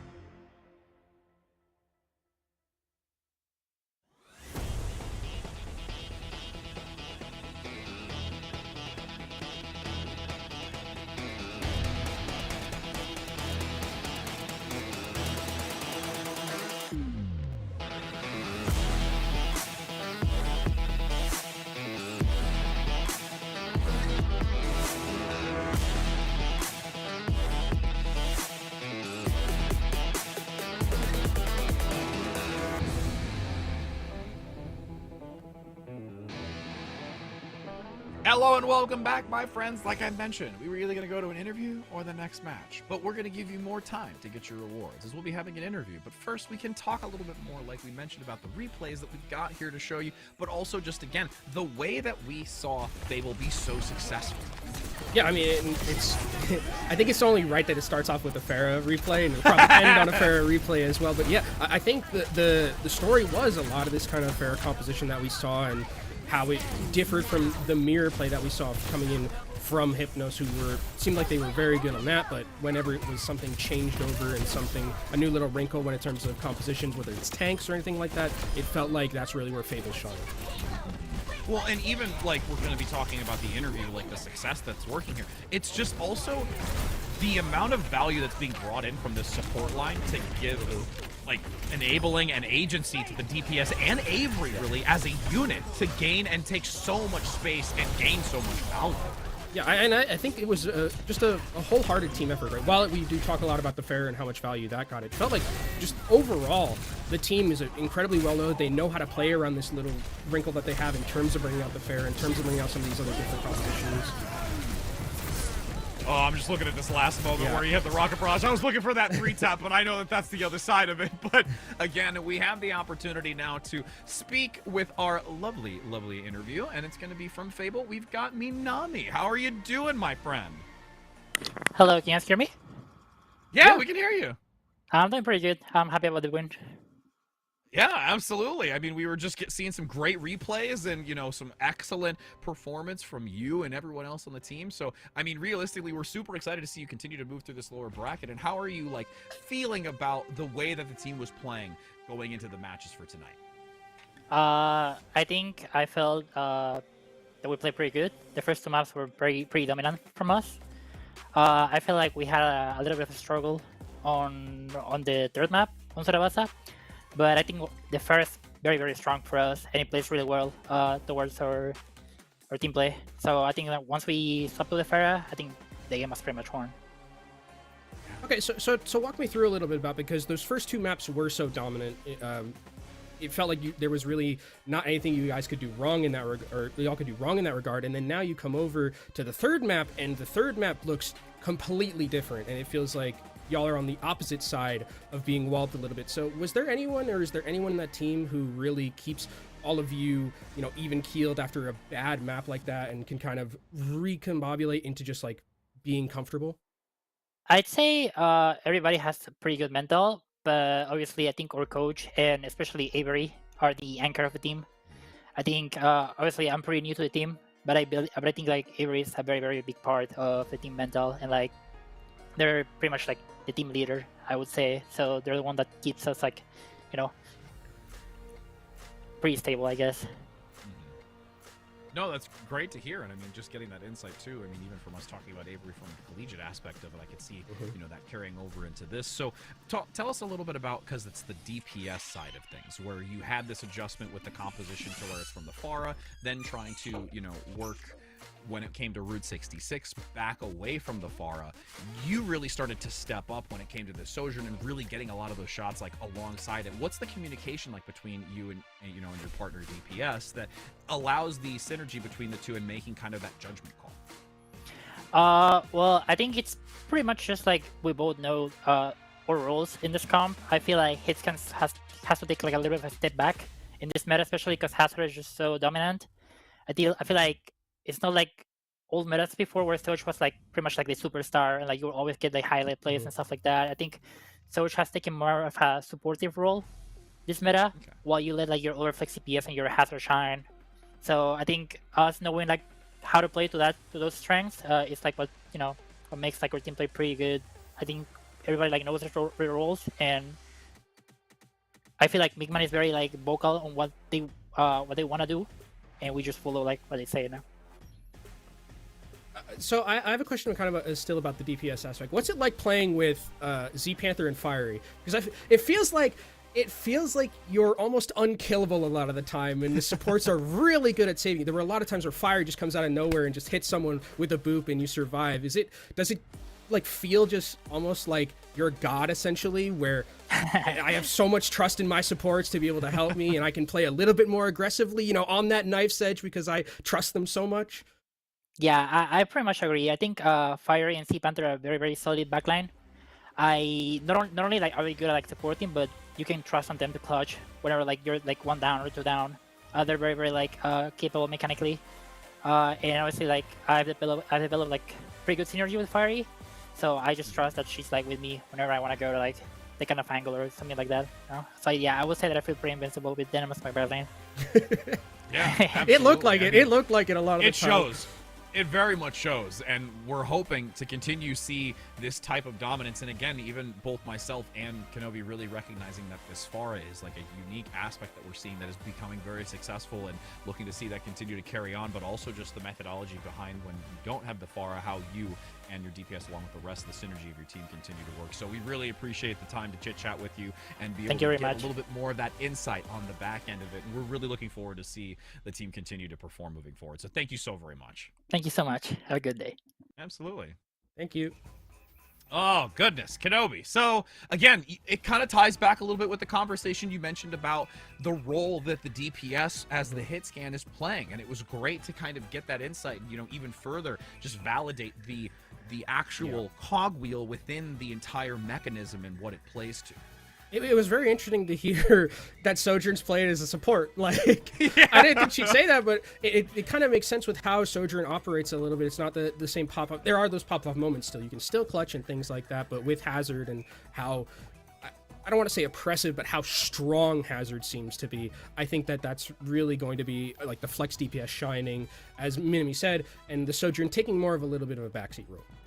Yeah, taking a little bit of backseat indeed, talking about the strengths of the Hazard, but you know what we should really talk about? Strengths of Calling All Hero merch. I guarantee you that if you were to get the Calling All Heroes merch right here, you'd feel a lot stronger. I really networked into that one, didn't I? You really segued really good into that one. I'm so glad you picked up what I was putting down. But yes, if you'd like, make sure to get your phone out.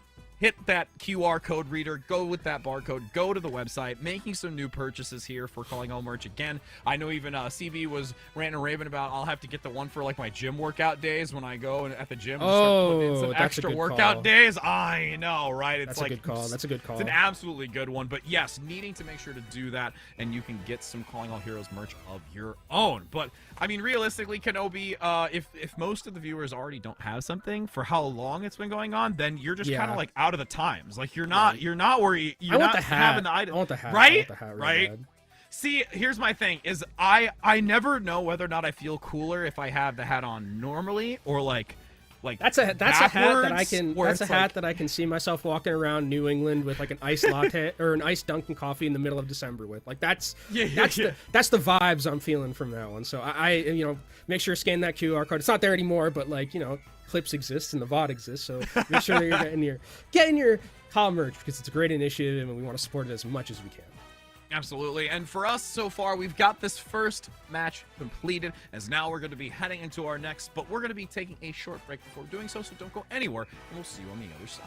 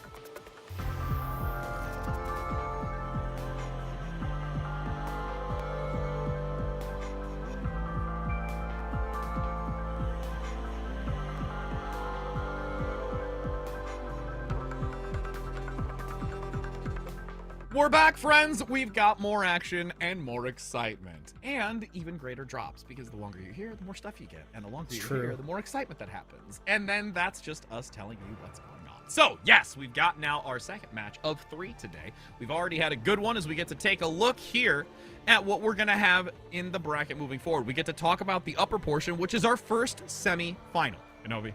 Yeah, and I'm really excited to see, again, we talked about it a little bit at the start of the broadcast, but if you weren't here, looking at all these quarterfinal matchups, I love how close they were. You know, there are teams that have lost. There's no 3-0s, and that's awesome to me. You see in that lower side, we have Valentine and Shikigami 3-2. Queen's Gambit getting upset by Yes 3-2. And then on the top side, Nightmare losing a map. EXO as Thought losing a map. Like, this is, I'm really excited for the semifinals as we go here in the upper bracket. All these teams do have that ability to get that secondary life as we go into that lower side, but this is a matchup that we saw before back in Major 3, Rich, I believe it was, and while the meta was different, it was a pretty convincing 3-0 for Nightmare. Oh, absolutely. And that's one of the biggest things I'm really most excited about, because the Hazard has done quite a bit to shake things up. Granted, when we at least looked at these two facing off before, and as you mentioned, Nightmare Eclipse really having the advantage, there are still, I think, moments that allowed EXO to have some kind of advantages, but more often than not, I think it's just they always felt like they were on the back foot. They never could really gain the early initiative on an engagement, and hopefully with these adjustments and the methodology behind having Hazard in the mix, that could be a significant change up in the way that they play and competing against how Nightmare is going to. Yeah, the dynamics changed because that old composition with the Mago was like super macro dependent, and like macro still does matter a little bit in terms of, you know, using ultimates effectively and all that. It's always going to matter, but it's not, I don't think, going to matter as necessarily as much as it was where it's like, okay, we have to use these 3 alts in a cycle. If we don't have this alt, no Juno alt, you know, yada yada yada, how that Malga meta ended up working. This one, it feels like it's a little bit more open, a little bit more dynamic. We're seeing flex supports be very important in terms of that ability to pop off. Sojourn's taking a little bit of a back seat like we heard a little bit earlier, and I think that tank play, the Hazard, is going to be, again, the really key thing to be looking out for, because if you have a Hazard that's kind of running the lobby, it's very difficult for the enemy team to get some footholds. And we can take a look now at EXO Azathoth's roster as we go into this. Kindred, again, she's been playing so well on this tank role and being such a force to be reckoned with up front, and getting the assistance from the supports was already something I think that was really well done by this group, but ever so more important now, especially with bringing in that Hazard and being a lot more relevant. I would be really curious to see how much more elevated that type of playstyle can be, because of how much contribution the supports were playing to give agency to this team, even though they were still behind the 8 ball. And I think we remember Kindred back, me and you, when we were casting contenders. She's Reinhardt Queen, from what I remember. I don't think we'll be seeing a lot of that. And Jeremy, it'll be interesting, because I think Jeremy was one of the players in Major 3 who was very adept at Pharah, from what I remember. So I think that that is, again, something to very much keep an eye on, especially if Pharah's kind of creeping up in priority, if teams don't want to be opting in for just this kind of mirror situation. But we look at Nightmare Eclipse as our next team here. One of the favorites, I would say, in terms of this tournament. Players that we're all familiar with, Rich, in terms of looking at collegiate as well. Bun is someone who I am going to be looking out for incredibly in this meta, particularly because of the fact that Genji is so prominent. And she is a very, very good Genji. Like, even back in contenders, like, I think Bun was phenomenal. So I think that this team, from the DPS perspective, looks fantastic. Yeah, absolutely. And when it comes to specifically like that Genji synergy you were talking about, and the methodology behind how it synergizes with the Hazard, is, I think, even more emphasis in why we want to see that type of Genji play. Can I get a howl from you, Rich? Just like a... Howl! Thank you. Okay. You're welcome. Okay. Who let the dogs out? Hoot, hoot, hoot, hoot, hoot. And then we go to like analog sound. I'm hoping that I didn't like kill everybody with my howl. So. No, we we have to meow at least once, I feel like, on this broadcast. Maybe later. Yeah. We'll probably later. We already howled. We want to space it out. Yeah, we got to space it out. We don't want to blast the audience with too much of that just immediately, as we had to have our first control map, so we can stop making fools of ourselves and talk about Samoa as where we're going. Yeah, there's no wolves here when it comes to this. Not in this climate. Not in this climate. Not at all. Maybe we'll find. Actually, what would be? Like cockatoos or like whatever, a or like coyote? birds, like or if you had like some like well, because there's like bananas and stuff here, so I'm thinking maybe like, well, A macaw? Are monkeys in like more of like a in this tropical climate? I don't think so. I think. Well, Maybe. Maybe. Maybe. I don't know. We're not zoologists. No, we or are not. People of knowledge in animal. we're not Bear information. Grylls. We're not Bear Grylls. Yeah. No. But I would definitely think some sort of bird with a very like fluorescent colored beak. You're getting to be looking like Bear Grylls with the way I've seen you put on like 70 pounds of muscles, to be honest. Okay, 70 pounds is a little excessive. I dropped that much weight. I think I put like 10 on. Because could you, if I put on 70 pounds of muscle, I would probably look like Hazard. I don't know. Chat, go check out @RichRad Live and tell me that there isn't goodness. 70 extra pounds of lean, thick muscle on this man. Okay. This is getting really awkward. I love you, but my goodness, if anybody can see my cam, I'd be blushing right now. I gotta gas up my co-caster, obviously. All right. Well, what we're going to be talking about is, there are dragon eggs in this place? I also did not know there were dragon eggs here. Obs are on fire right now, literally. I mean, as we go over lava, so that's pretty ironic that I meant to do that. But yeah, dragon egg? Ooh, what kind of dragon do you think it'd be? Sorry, deviating away. My pea brain is just rolling down the mountainside at the moment, so we're going to let that just it'd be like away. a dragon from WoW, probably.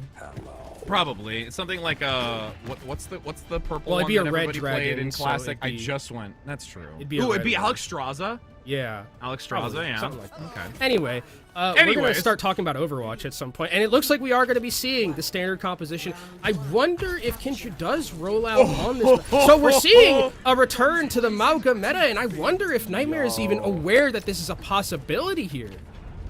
All right. And now we're going to try and see this use of the Malga meta that we saw come back for a second lease on life. And now you've got Hitori getting hacked for the moment, but that's an instant takedown. Peace quickly makes minced meat of this Sombra play and forces back Exo Azathoth. I mean, I talked about the Genjis, and someone else who is very good at Genji that you and I are very familiar with is Peace. Peace is a fantastic Genji, I think on Brian Strand in college, I believe, and was one of the reasons that during collegiate, Brian Strand was able to make a top 4 push, so really be on the lookout for this Genji to pop off, especially when there's not a lot of counters on the other side. You don't have to worry about another Genji. Now still focusing on Kindred rotating around, back onto the point. Again, you see this takedown again. Peace hyper-focused on the Sombra, really not giving much value to what can be brought with these hacks or even just these backline harassing plays. See the engagement coming in from the Mauga here, but Hitori will be able to stay alive just enough, but the positioning is taken from Exo there. That's so much damage with this Kindred play. Now, moving forward, Hitori gets a nice pickup onto Jeremy, who we were heavily talking about with the Genji, but don't see it here this moment. As Kindred, still tucked away in the corner, finally goes down. Great elimination coming in from Eclipse.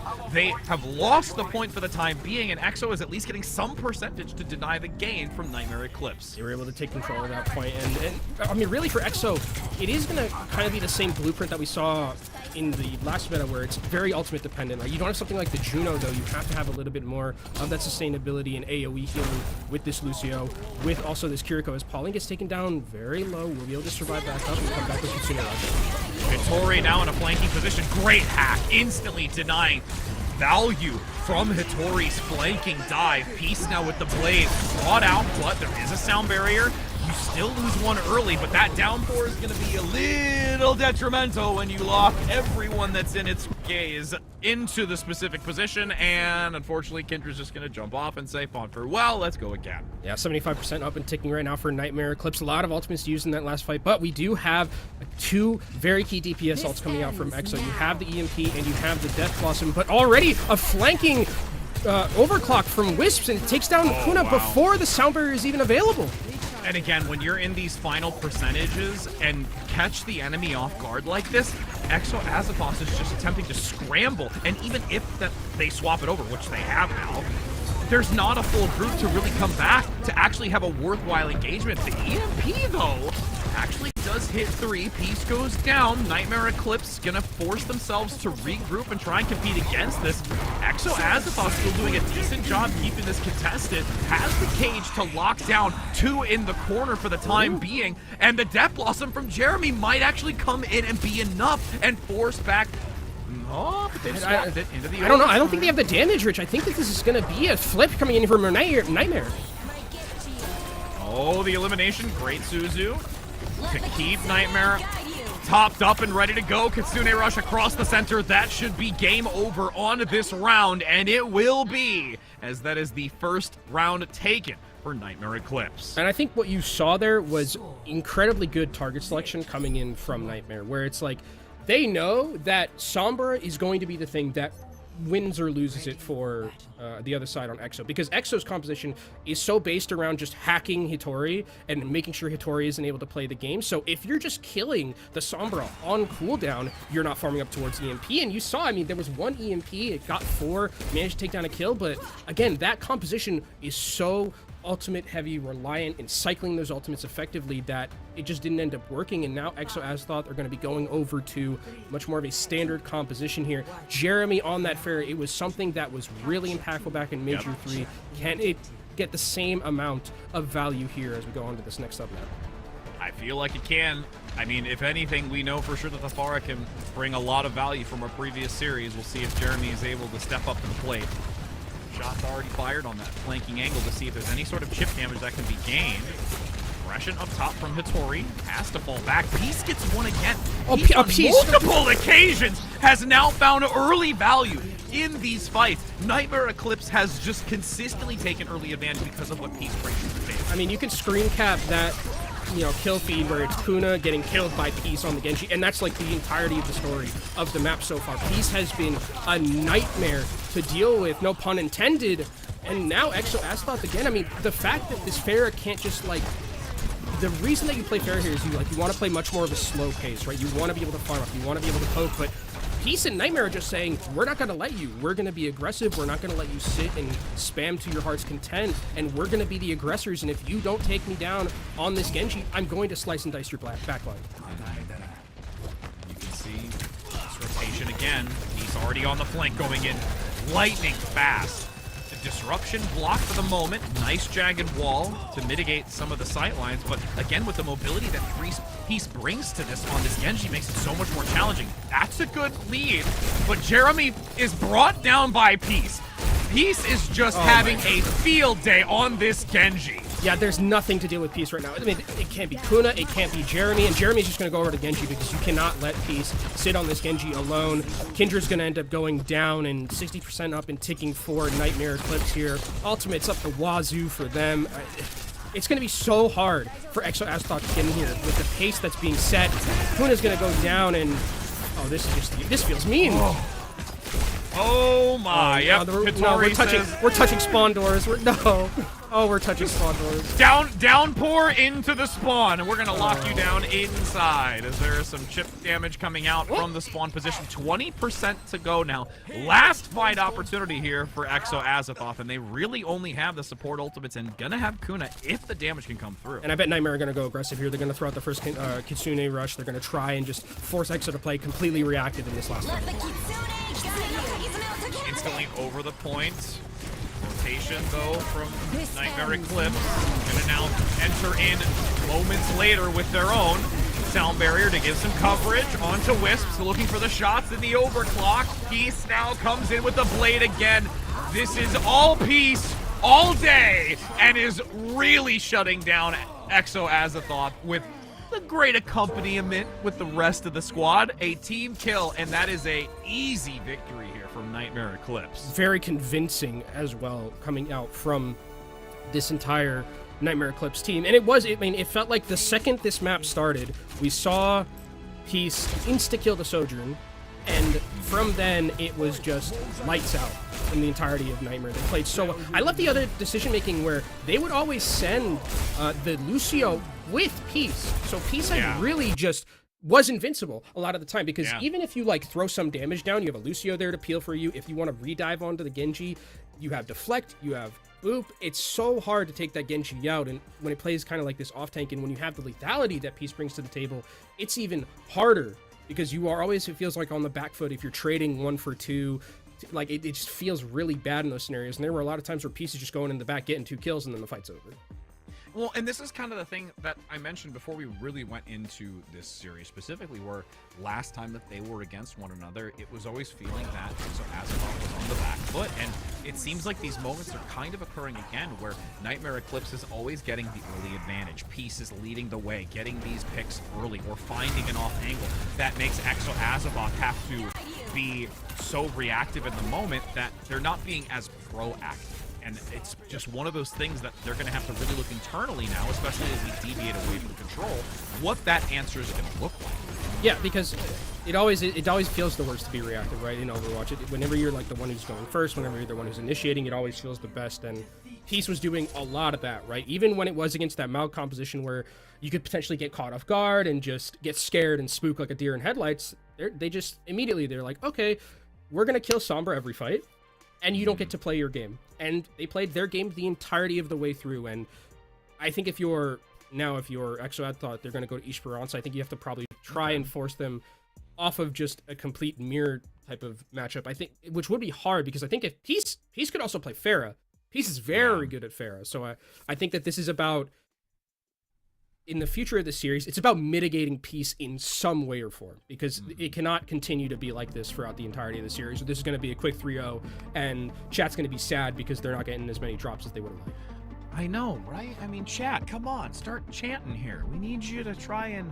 I mean, I'm not trying to get biased or anything, but it's just like, yeah, like, but we wish for the other team so you can get your goals. Yeah, because casters love nothing more than having a series on our hands. And if it's a 2-0 in like 5 minutes, that's going to be hard to do. I mean, to be fair, I haven't heard you in a while say, oh, we have a series on our hands. Like, you saying that right now... I adamantly try to not do it. I know, but it's so great when you say it, because for me, it's just like, it's basically like flipping the switch where I'm just like, oh, let's go. I'll say it when it really calls for it. When it's like, when it's really, when we really have a series on our hands, then I'll say it. Just hearing you say it though, even now saying I could hear your smile grow. You were like the Grinch in the Christmas movie when you just smile when I said we have a series on our hands. And my heart grows 3 times bigger. Yeah, and it's already big anyway. Like so your it's muscles. Just gonna... Oh, again with this? I'll get there one day. I'm just jealous. Hey, it's okay, bro. I'm here. I'm in your corner. One of these days we'll have to just like have a meetup. We'll just have a gym day and we'll be like, yeah! As we're going to be hopping into this next map, push is where we go. Esperanza, we will see what the composition has in store for us, which again, like you mentioned, the Pharah, really something on the table here.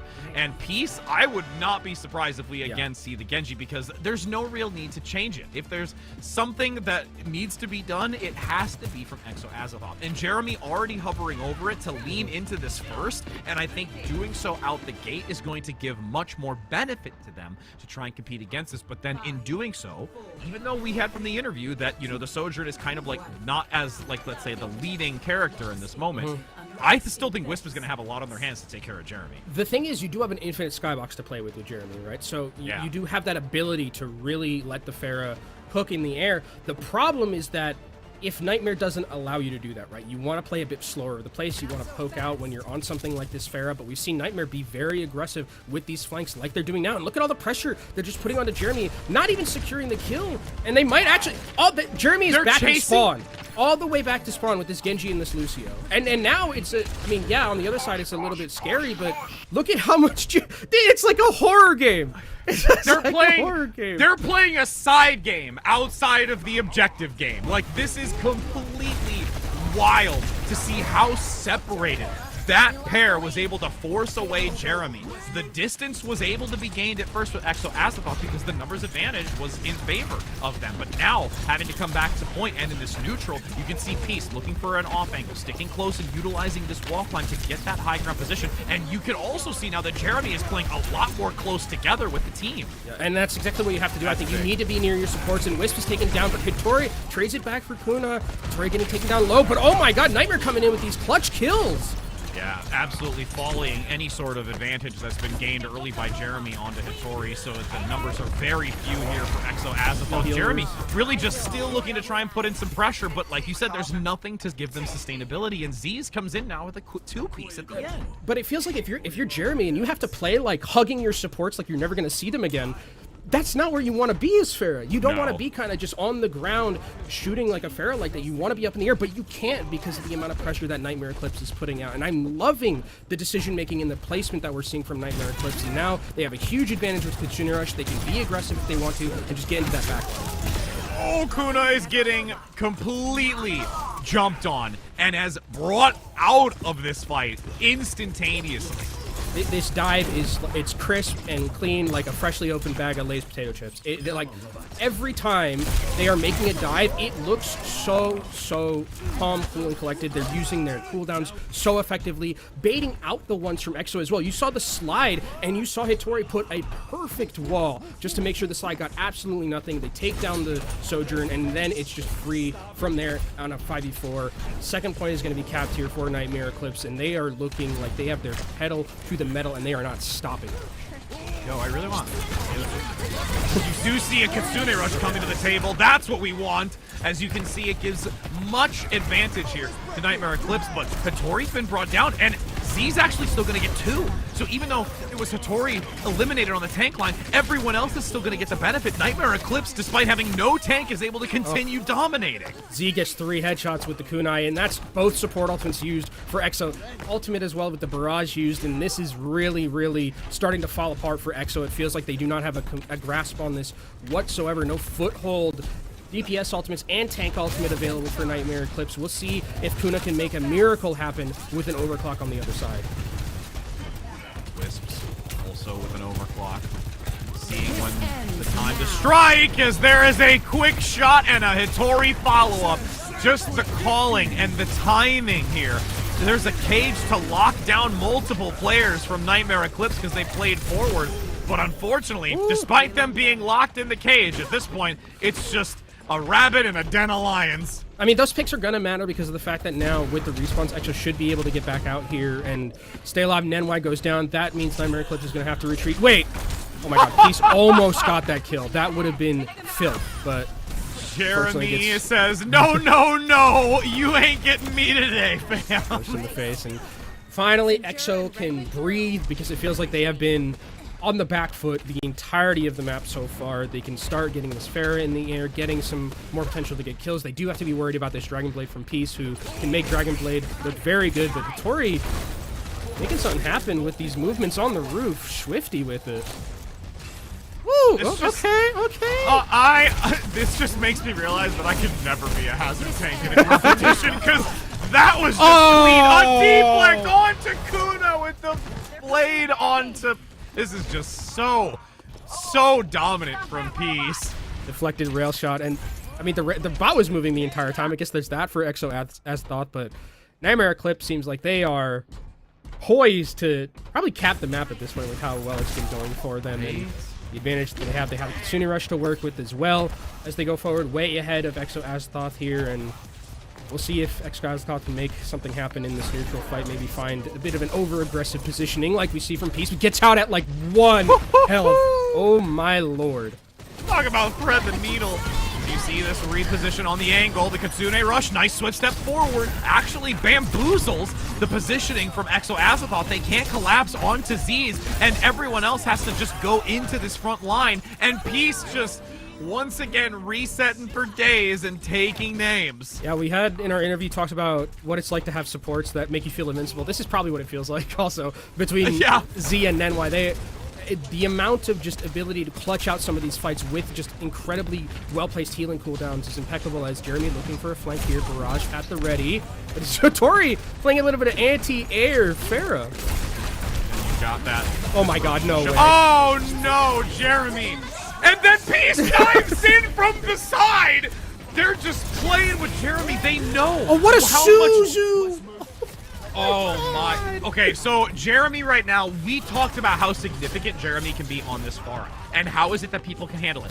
This is the methodology to handle the Pharah, because Jeremy, if not handled in this way, I think this would go a very different way. Yeah, I mean, we saw it back in Major 3 as there's a pick onto Unlucky Main. Overclock at the ready. Another one from Wisps. A third from Wisp. Widowmaker's not going to save you from this one, and Nightmare Eclipse are going to full cap. Absurd performance from everyone on that team during that map. You just see Wisps looking at those pins down the bowling alley and just goes in for a strike. We'll get the play of the game moment as well. Just everything about this team right now is just so dominant. And that's actually the highlight here. Peak de la resistance coming out from Wisp. I mean, just... Even it's so hard. At the end. I can't imagine what it's like to play. I mean, I've been in ranked, so I know what it's like to play against people who are better than me. But like, that was so incredibly like not close. I'd say is how I'll put that nicely. That was just everyone on Nightmare Eclipse were playing at such a high key. The macro understanding, the movements, everything just felt like it was so on a tear for this team. And Exo Astaroth, I don't know what, it's hard to kind of like understand where you go, because you're just like, everything's going against us. We're getting deflected. We're getting rail shot in our spawn. It's so hard to go up against a team that is just playing at such a high level like we're seeing Nightmare Eclipse. And this is why I think they're showing, like, that Suzu is disgusting. It's one of the best Suzus I've ever seen. Just the reaction time to just take out Barrage completely. And Nightmare are showing why they are one of the favorites in this tournament, if not the favorite. Well, and again, it really leans into some of the conversation that you and I had, where, you know, when we look at the previous series, the Pharah being such a contributing factor to why a team can be successful. How is it that you counteract against it? Here is a perfect example of a team that recognizes that something like this has been brought to the table. How is it that we can play not only just, yes, when we talk about the skill of these individuals, but also just the methodology behind how is it that we can deny value being brought to a character, that a hero that really can impact a fight like this. And in every waking moment, the multitude of times that we saw this Hazard diving in onto it, the Genji sweeping in, the resistance, and like you mentioned, the Suzu denying the value to be made. That's just where you're putting salt in the wound to deny this Pharah from being actually a feasible pick, and then just getting inside of the mental, outside of the tactical play factor. And it's not like they're going up against a Pharah, you know, like who's a chump. Jeremy's very good at this hero. Yeah, incredibly good. We saw back in Major 3, there were times where teams were just completely at the whim of Jeremy's Pharah, and now it feels like Jeremy unfortunately can't find a foothold, not to any of their own discredit, but because you're having a Hazard in your face, you have a Genji in your face, and two very capable Hazard and Genji players, right? Like Hitori is playing, maneuvering around those roofs, staying in the air so well. Peace is, I think I saw Peace almost one-shot the Pharah with like a slice and dice move, and it's just a great understanding from Nightmare to really understand where the bread is buttered from this EXO team and really put that pressure on, like really make sure that we're not going to lose to Jeremy. Like it's like when teams would play against Michael Jordan and they're just like, we have to have Jordan rules just to make sure that Michael Jordan can't beat us with the Detroit Pistons, and just beat him up every time he came down into the paint. That's going to be your first sports reference for 2020. I held it. I held it for like a good amount of. I held it for like 2 hours, didn't I? 2? Bro, like, I honestly am a little disappointed that it wasn't sooner. I do it for you because you know, I know you really do. You should know your Chicago Bulls history because you were from Chicago. Though. Yo, to be fair, I grew up in Arizona, so I was a Phoenix Suns fan. So Charles Barkley was my go-to before then moving to Chicago, because my dad was from Chicago, so he also knew MJ and the aura that was MJ that everyone still to this day recognizes. Let's not talk, no hate, love everyone else. All the like people out there that are like, oh, LeBron and everything else is like, no. I get LeBron's cool and all, but like the legend himself. The legend himself shall never be dethroned. Sorry, okay? You're stepping into some dangerous territory with the GOAT debate for basketball. I will take this debate, because I have seen far too many TikToks or other things of professionals saying it's a different story when you talk about MJ. There's a different story, as we're going to be heading into this. I didn't know these bugs were here either. Yo, Ob's just giving us the glory that is these maps in detail. Oh my gosh, there's more? They're everywhere. I had no idea these were here. I hope we don't have. I hope those in the chat don't have like a bug phobia. What? It's like arachnophobia, but that's like specifically spiders. That's for spiders. I wonder if there's just overall bug. There's a phobia like creepy crawly legs. Somebody knows it. Somebody will add us on X and tell us that we're There's a phobia for everything if you know, try hard enough. But if you believe hard enough. If you believe hard enough. But I think what we believe in is that Nightmare Eclipse is going to probably roll out on their standard composition that doesn't feel like EXO has been able to force them off of yet. And we'll see EXO stick more towards that standard mirror matchup, which does worry me a little bit. I mean, the Pharah was worrying me because of how well Nightmare Eclipse were playing against it. But we'll see now with the Genji. Jeremy, a very adept Genji, nothing to scoff at. So we'll see if Jeremy can find a way to really get a lot more value. But, already a very aggressive dive, and Peace takes down Unlucky Main, and this is just kind of what we've been seeing, Rich, throughout the entirety of this series so far is Peace and Nenwai on the flank, getting into that back line and just assassinating one of the members and making it an easy 5v4 to start things off. That's like a Goomba stomp moment where you're like, all right, I'm kind of playing a little bit with my food where I will eventually get it. And Nightmare Eclipse just really exerting dominance here, even with this adaptation from Jeremy to try and go onto this Genji to go head for head. Okay. Rice Rail Shot takes down Nenwai a little bit low. If we can put some more pressure on the Nenwai, that might help a little bit with these duels that we're seeing. But Unlucky Man gets taken down by Peace, and we see what we're talking about with the supportive roles a little bit, where every time that you see Wisp is hitting one of these rail shots, it's just immediately followed up by a very aggressive dash from Peace. So this DPS duo synergy working out so well during this series so far, and it looks like Nightmare are going to continue where they left off in that previous map and just run it down. Like, with how fluid this is, it just makes me think of that old statement where it's just like, if you pour water into a cup, it becomes the cup. It's just like, always thinking about that. That was Jet Li. That was, okay. Yeah. Or no, wait, that was right? No, that's, wow, I'm going brain dead. Somebody will correct me in the chat. As we do get a quick sweeping strike again from Peace, and now the blade hacking and slashing in the back, just continuing to put salt in the wound. Is it Bruce Lee? Bruce Lee, thank you. I was just gonna say your name. This is why we're casting duos. If you see Hattori go right back in, Kitsune Rush down the choke point. This tunnel is gonna be dangerous for Hattori and has to abandon ship. Kindred gets a nice elimination onto Wisp, so again, Nightmare Eclipse being somewhat denied their positioning and really just at a full retreat so that they can regroup. They do have to be careful, though. Nightmare with a good disengage there from all things considered, but EXO finally are going to be able to get a foothold a little bit right now. Both Kitsune Rushes were committed there. Nenwai a little bit ahead because of how much damage they've been doing and following along with this Genji, but here comes the overclock from Kuna, but Kuna getting teamed down low, has to dive out.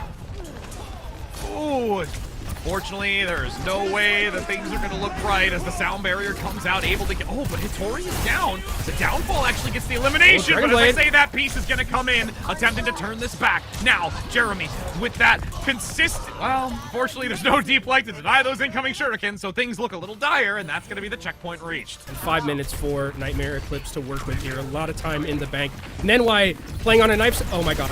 The okie doke. Oh my gosh, that was closer, potentially, than it should have been right there. Nenwai has been playing very aggressive on this Lucio, and it's been working. I mean, the way that I think Peace and Nenwai have been moving has been so fantastic for really putting that pressure down, and you can see EXO just going back over to that Mauga composition. Pauline gets obliterated by Peace, and how many times have we seen a support get one-shot by this Genji player? And now you can see again Kindred having to give ground and fall back. There's Peace looking for the aggressive play, get some deflect damage, and gonna have the follow through by Wisp. I mean, it's very difficult right now without a tank for EXO to poke out here. They need to be careful, don't want to lose any of these members in those side lanes. Unlucky Main has the sound barrier available, so he's going to have that a little bit before Nenwai, but both these teams coming up on the Kitsune Rush. We'll see if Nightmare want to go aggressively first. Ooh, Unlucky now has to fall back, force out the sound barrier with only a few slivers of health remaining. Pushing forward, you can see that Peace with this blade still has the deflect to get out if necessary, but great recovery here. EXO Azathoth having the spawn advantage is able to deny and get the eliminations. Payload finally ceasing to move forward, but still, this is 4 minutes with only a few meters realistically left to go. Yeah, it's pretty much one team fight if it's clean and you're going to be able to take this map, but I think for Nightmare Eclipse, they're totally fine with a trade like that. Yes, they use Kitsune Rush and yes, they use Dragon Blade, but now they have a sound barrier of their own, which they can just use to blanket any aggressive dive they want and take this backline out. Dory on the outskirts will look to fall back to regroup and anchor towards this corner. Kitsune Rush now. That's a nice pickup to come through. Unlucky Main gonna be unfortunately regretting that positioning. Kindred was Peace alive? in the doorway. Oh my goodness. This is just constant lockdown. where Kindred at this point uses the charge to reposition and unfortunately just can't get out and has no abilities to sustain. I mean, Tori is just playing bodyguard right now. Now, is there getting even potential for EXO to get onto the cart? They can't. And even crisp and clean 3 minutes for Nightmare Eclipse, and I don't know if we have a series on our hand anymore, Rich. This is just, again, it's been so crisp and clean, so convincing from Nightmare, and it feels like Nightmare could be playing anyone right now, and they wouldn't struggle at all. And this is why there's been so many that have really, talked heavily about another one. I swear they had to have had those recently. That was never there. But as you mentioned, like, it's that the series is just so challenging when you have a team that is playing with such precision and just almost effortless action is how I would say, is that it has just innately been a part of them in what they're doing, and there is just no hesitation on execution. Yeah, I think it's the no hesitation and like the trust that I think everyone has in each other, and the synergy has really been kind of the most impactful thing for me, right? Where it's like when it's Nenwai diving along with Peace on the flanking angles, when it's Wisp hitting one rail shot to the body and then Peace immediately following up, whether it's Satori and Peace diving together like we saw against Jeremy on that fair, like everyone seems like they're working so well together. Even the Suzus that we saw from Z, and at any time, pretty much, the main one I talk about is the one that we saw from the Barrage in the previous series, but they seem like they've been pretty good throughout the entirety of the map so far. So I think that this is just a team that's playing at a insane clip right now, and for EXO as thought, it's a heavy climb for them to try and get back into this one. And even if they cap, they're looking at a 3-minute time back on the other side still. That was also really funny to see, like, a deflected jagged rock. It's just like, you take the boulder. No, I'm gonna take the boulder. No, you take the rock. Anyways, side note. It's not a boulder, it's a rock. It's not a boulder. It's a rock. As we've got an early pickup, 1-for-1 trade. Nenwai goes down, so there is the loss of that mobility and utility that can come through from the support play. But Z's still here to top up as Kindred gets a nice pickup on the piece again. The one that we've talked so much about and how much influence it can have. But Z's is still in the equation here, attempting to keep this team flourishing, and it's gonna work out wonders. And I mean, I really like the decision-making of like, trying to go aggressively for that Lucio, maybe take away that potential to rotate around, as Hitori lives with 39 health, gonna get healed back up by the rest of the team, and Nightmare Eclipse, I mean, after losing Nenwai very early, still managed to turn that fight around with some nice plays off the backside, and Peace holding here strong at the side lane with Nenwai always pocketing them. It is gonna be a little bit ahead for Z's in terms of that Kitsune rush. See Unlucky Main playing in the back to look for the movement on entry for EXO Azathoth playing up that stairway. Disruptor Shot gonna block entry for the moment until it dissipates. Once again, no walkers that for free damage. On the outskirts, though, you see the jagged walls coming in, denying a chase, an attempt. The Suzu will keep Kindred alive and manage to get them out. Gonna be more time taken off the clock, though, which is the scary thing for EXO. They continue to just try and find a foothold, whether it's on the flank, but it feels like Nightmare Eclipse is always checking them. Kitsune rush, the wall buys a few microseconds worth of time. Kindred now down below, fleeing as Peace left out in the open. This is the second time that we've seen Peace go down, but is there a recovery tactic? Z's giving the Kitsune rush from the high ground. Nice reposition. Oh my god, it's everyone. And keeps Hitori alive to get a beautiful downpour and just absolutely annihilate EXO's plan. I mean, you talked about like the few milliseconds that the wall got. That's all you need sometimes. As a downpour comes in from Kindred, that feels just like a desperational at that point, and that's one that Kindred's definitely going to want to have back. But with 1 minute and 30 seconds right now, EXO Azathoth don't have a lot to work with, and Nightmare Eclipse want to try and push away as many of EXO's members away from this point. You see DPS ultimates available for both these teams relatively soon. Sound barrier is going to be the big thing, though, from Unlucky Main and Nenwai to deal with them. We're going to pay very close attention as it's the last 60 seconds to go. The only opportunity here for EXO to have to keep this series going before saying a long farewell. In the lower bracket, Tuna not yet committing the overclock, gets one of the rails to resets it, and Nenwai gets the pickup. huge focus fire with the ultimate online. Wisp now fleeing for their life is going to get a nice evasion down below and topped up by the healers.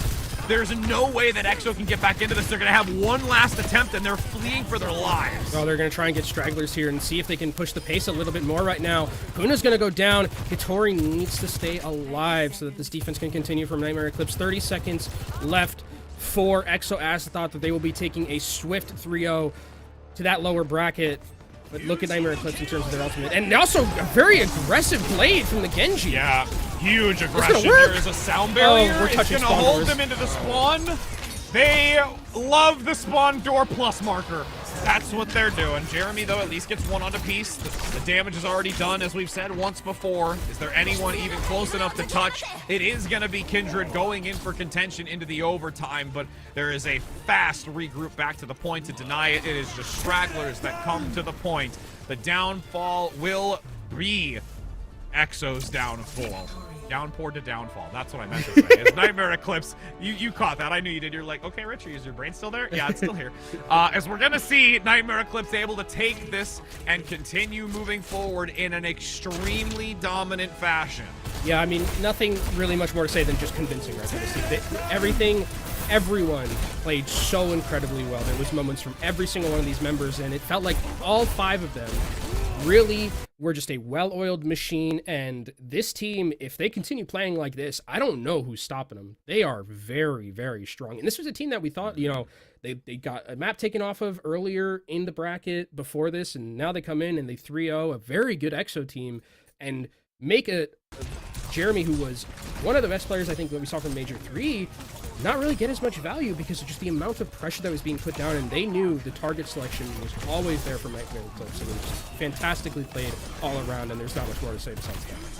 Yeah, and as we look through these replays, it's just so much dominance and just the effortless coordination. I'll say it again. It really is, and it's something that, from an opponent's standpoint, recognizing what this team is doing and trying to find the weak point is going to be a task, like a real task, to figure out where a break point is on this group of individuals. Yeah, because I mean, you look at it this series, there wasn't a weak spot. Yeah. There was like no weak spot. It felt like they had the advantage every single time. Even when they were losing fights and they were losing members early, which could be punished later in the bracket, they still were winning 4v5s. They were winning 3v5s sometimes with clutches. So I think that this team, again, just seems like they are so cohesive in how they play, so determined that and definitive in their dives and their engagement, like you mentioned, making it look effortless. I think that this team definitely is deserving, after a showing like this, to be one of the favorites of this tournament, if not the favorite.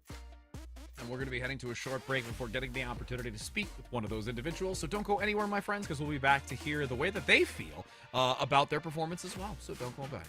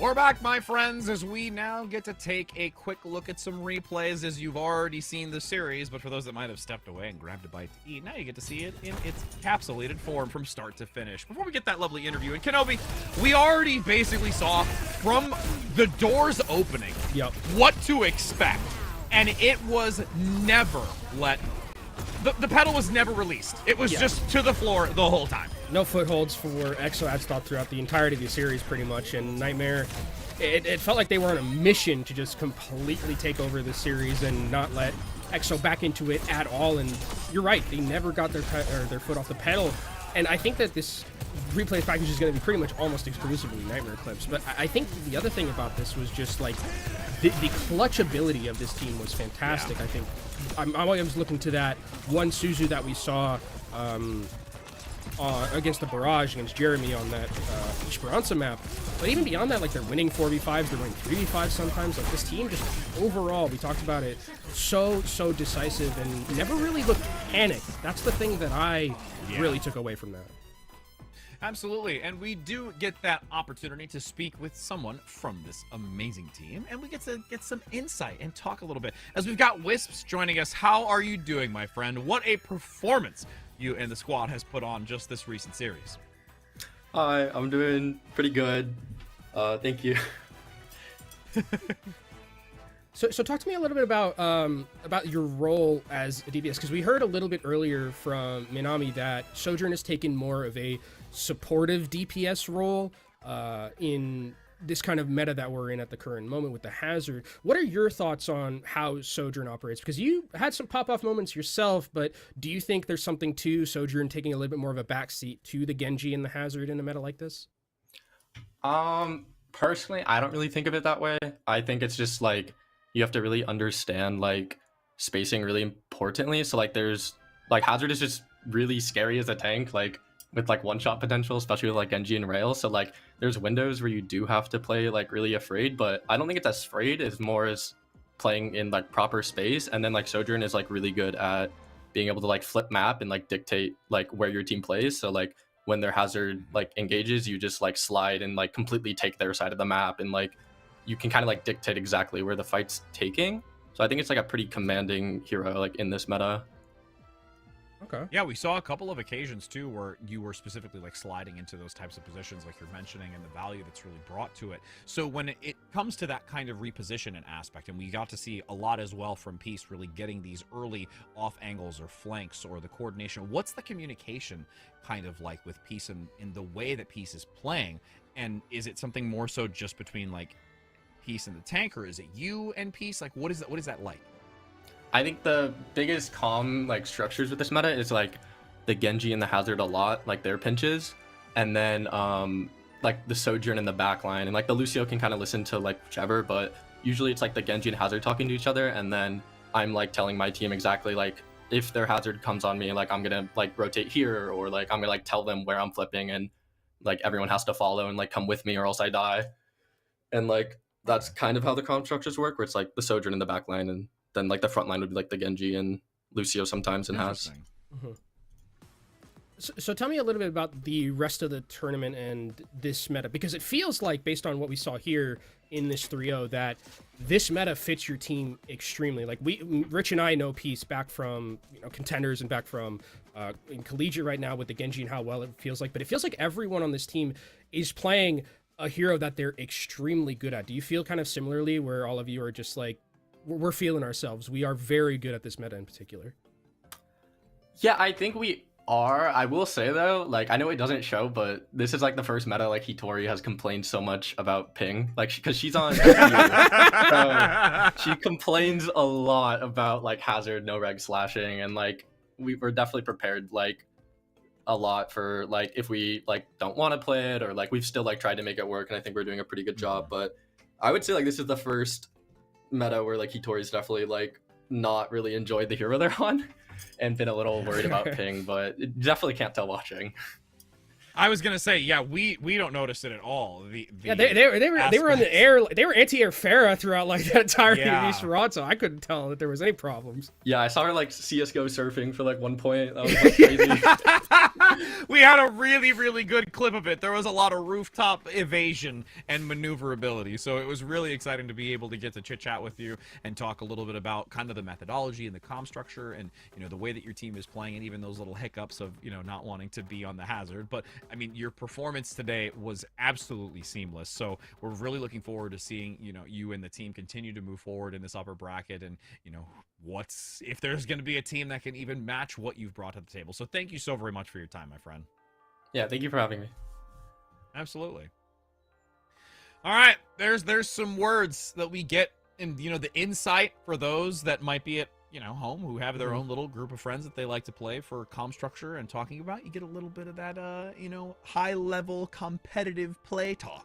I think it's so interesting also, like, how different kind of players view their hero, and yeah, I think that was a really interesting answer that we got from both of the players, where it's like, you know, sometimes, and I think it's probably indicative of the team more so in like environment where it's like, if we want to play, or like a play style where it's like we want to play Sojourn a little more supportive, or we want to play Sojourn a little bit more aggressively, like we saw from Nightmare Eclipse there. It was super interesting to kind of get two different sides to what the Sojourn brings to the table in both of these compositions. So yeah, very, very interesting stuff that we kind of, I think this will also evolve and probably change with team to team, right? It's like how that Sojourn operates, because it feels like Genji is very strong and Hazard is very strong, but there is still moments for that Sojourn to pop off.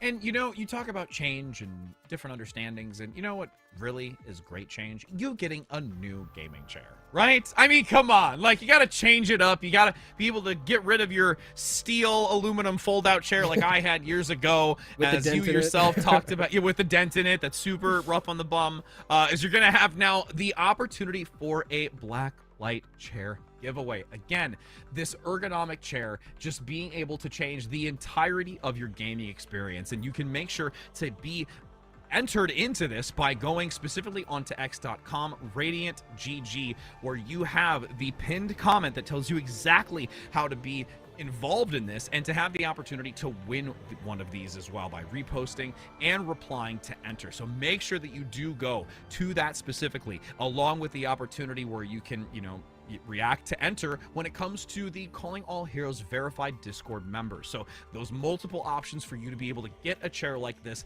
and Blacklight being a tremendous sponsor to give these away. And I cannot wait to see the posts from those who actually get the winning opportunity to get one of these chairs and to just show it in your gaming space. It's gonna make me super jelly. I mean, yeah, we're going a long way from the steel chairs that we saw, but I mean, also the winners of the tournament are going to be getting some as well, so that's going to be really awesome to see. And obviously, thank you and to the Blacklight. Trophies that are from Blacklight too. Literally about to mention you. I stole it. We're like this. We're like this, me and you. But yeah, it's just been great to have Blacklight here as a sponsor, and there's still a lot more great Overwatch to come. I mean, yes, that series was a little bit one-sided, but it was still some really good Overwatch, I'd say, from Nightmare Eclipse. So we'll see if that can continue. If anything, it's like two sides of the coin. We had a really fast one, and then now we're gonna have a really long five-mapper. I'm hoping that I didn't just ruin it. And then you can say, you know, the Caster line and the cursed thing it. and the stuff. Yeah. I didn't say anything. I swear. We're gonna rewind and go back. But yes, we will be heading to a short break before entering into that final series for the day. So don't go anywhere, because we're just as excited as you are to see if this one can go the distance.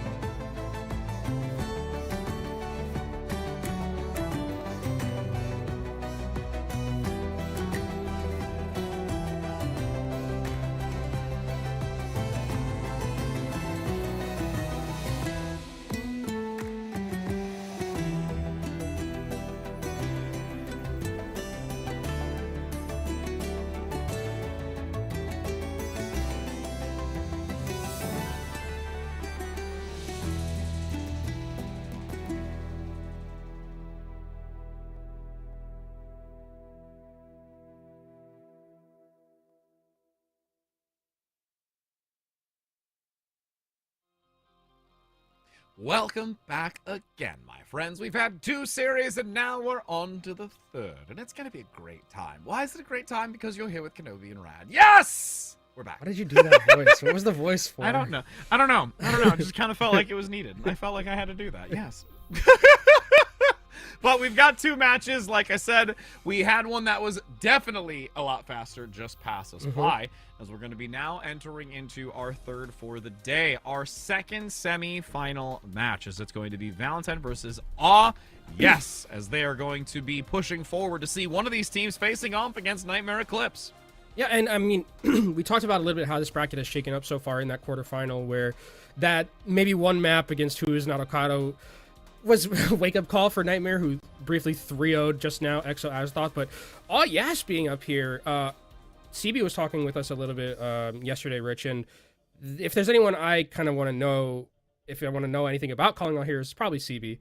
And CB was like, that's a big upset. Queen's Gambit, I mean, was in the grand finals of Major 3, and Yes taking him down this early is a big deal. So we'll see exactly what made this team so strong, as we're going to see them now on broadcast, and we can check out their roster right now. Well, and I mean, especially when we just talk about, again, the differentiation between Major 3 and this. I mean, Hazard being a massive aspect to it. And in this case, everyone really wanting to choose Hammond. I think that's a huge thing. I just want to highlight that. Yes. I looked at their team sheets, and it's just all... It's all Hammond. Just all the way down. All Hammond. All Hammond. Don't think it's going to be possible. I think Roll Q is going to take us away from that. But I think lies. Yeah. Again, it'll be interesting to see kind of like beating a team like that strong is always a big momentum booster, right? Going through that upper bracket, and you kind of feel invincible, especially against a team that's that good. Throwing them down to the upper bracket in a map 5 series as well, where it's like you had to really grit it out. So this team definitely have a lot, you know, in terms of that momentum going forward, and we'll see if they can continue that against a very good Valentine side.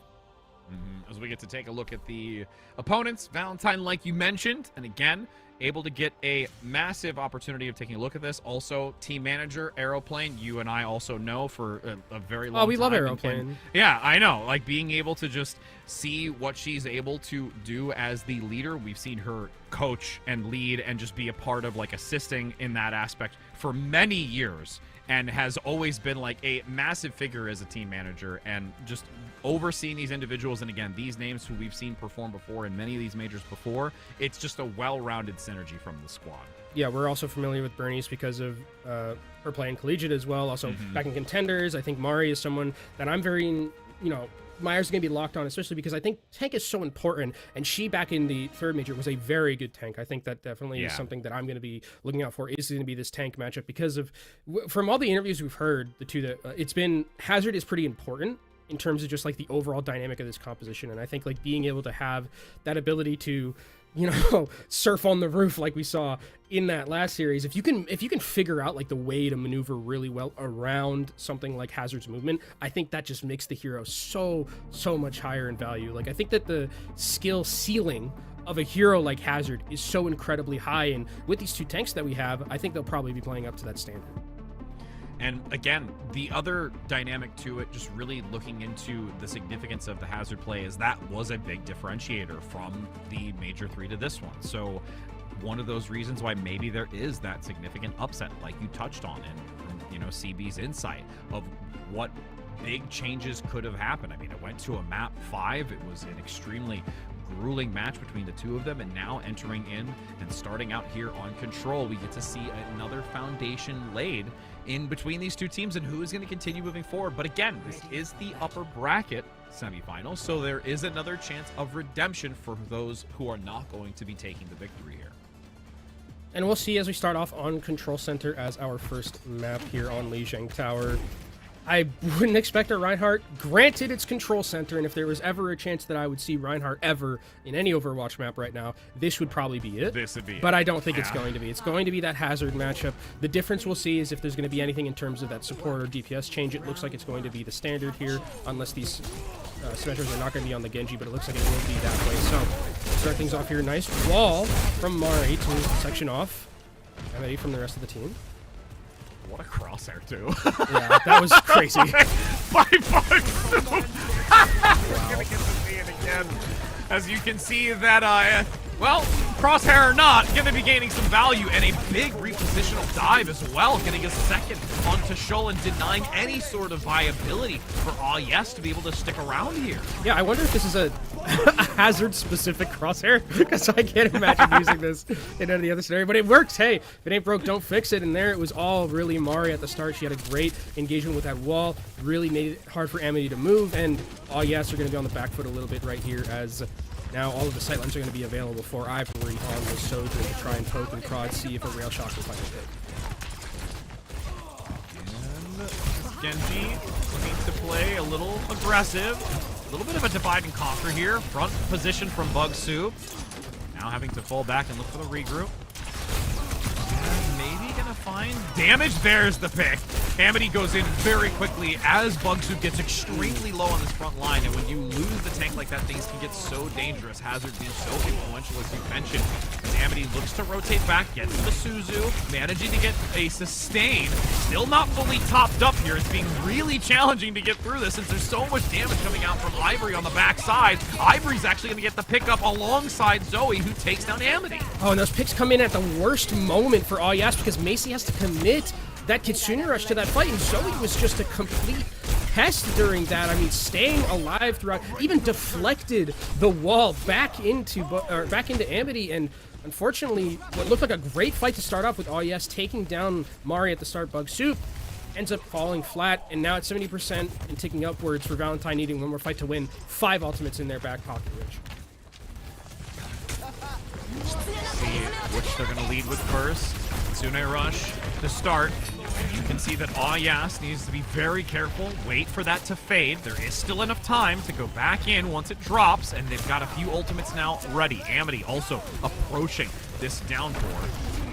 Riding forward, looks to probably lead with the sound barrier to give some protection. Needs to use it soon. Macy is low. The blade comes out. Sabo Tabby is unfortunately extremely low, while Zoe blockades the remaining few in the choke point. And this reposition isn't able to even get back in to compete against it. And that is a 100-0 dominant performance by Valentine. Very composed from Valentine. I mean, that one fight where Mari went down really early on the Hazard, because she got a little bit too aggressive, I think, and wasn't respecting the damage on the other side. The way that the rest of the team kind of just stayed alive and just didn't panic and were using their movement cooldowns very effectively, using their peel cooldowns effectively to make sure that Amity isn't just able to completely slash and dash through the team, I think was really well played, and that was something that made a complete difference. You see Valentine taking a 1-0 lead here as we go on to our next map of Lijiang Tower, and this would be probably where we could potentially see a Pharah if these teams are going to be opting to change things up at all. As the doors open, taking a look. Oh, Tracer. Nope, it's going to be Tracer. Okay. It does offer a little bit more of that flank potential where you can play from that side, you know, poke a little bit more, make it a little bit more difficult for AJMR and for Bernice to really get a lot of value. But Bernice already takes down Shul, and that's the fight completely over. Yep, that boop is critical. And then Bug Soup just comes in to clean up anyone that's still there, and that's a decent amount of percentage gained here, just to, again, continue to give agency for Valentine to take the lead. Really good aggression, I think, from Valentine, because they see the Tracer, and they see the Tracer is flanking, as Bernie's going to moonwalk a little bit on this Lucio. So they see the Tracer flanking, and they know that Yes wants to play a little bit more slow. They have the Tracer who's just going to try and poke and prod from it towards that Pulse Bomb, and they're just like, okay, we're going to take a 4v5 engage, and the Tracer is nowhere near this fight, and that's going to be totally fine for us. Oh, there's a separation. Oh, Sabo Tabby needs to be very careful. No recall remaining. And the dashes are barely... Oh, didn't have the second one come up in time.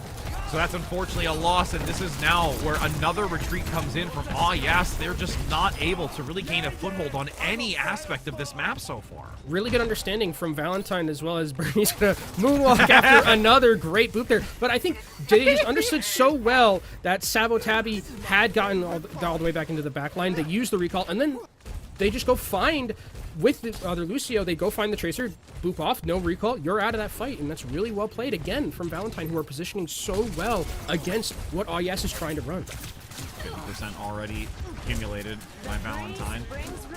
Macy trying to keep this team topped up as much as possible.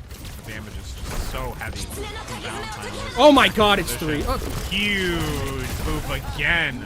Bernice just coming out on top and really showing how much value this Lucio can bring to the mix.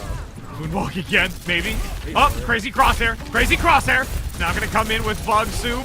Looking to zone them back. Almost about to have another down 4. Will most likely look to use that to isolate, but that is a beautiful Suzu to get out. Unfortunately, though, AJMR and Ivory get stuck within it, and that gives another chance here. Oh, yes.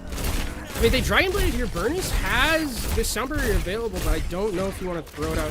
Actually can live here. It's going to end up going down to the wall, and maybe Valentine just a little bit too over-aggressive there, but a really nice collapse from Oasis if they've been punishing that little bit of overextension that we saw from Bug Soup, who might have gone a little bit too close to the sun.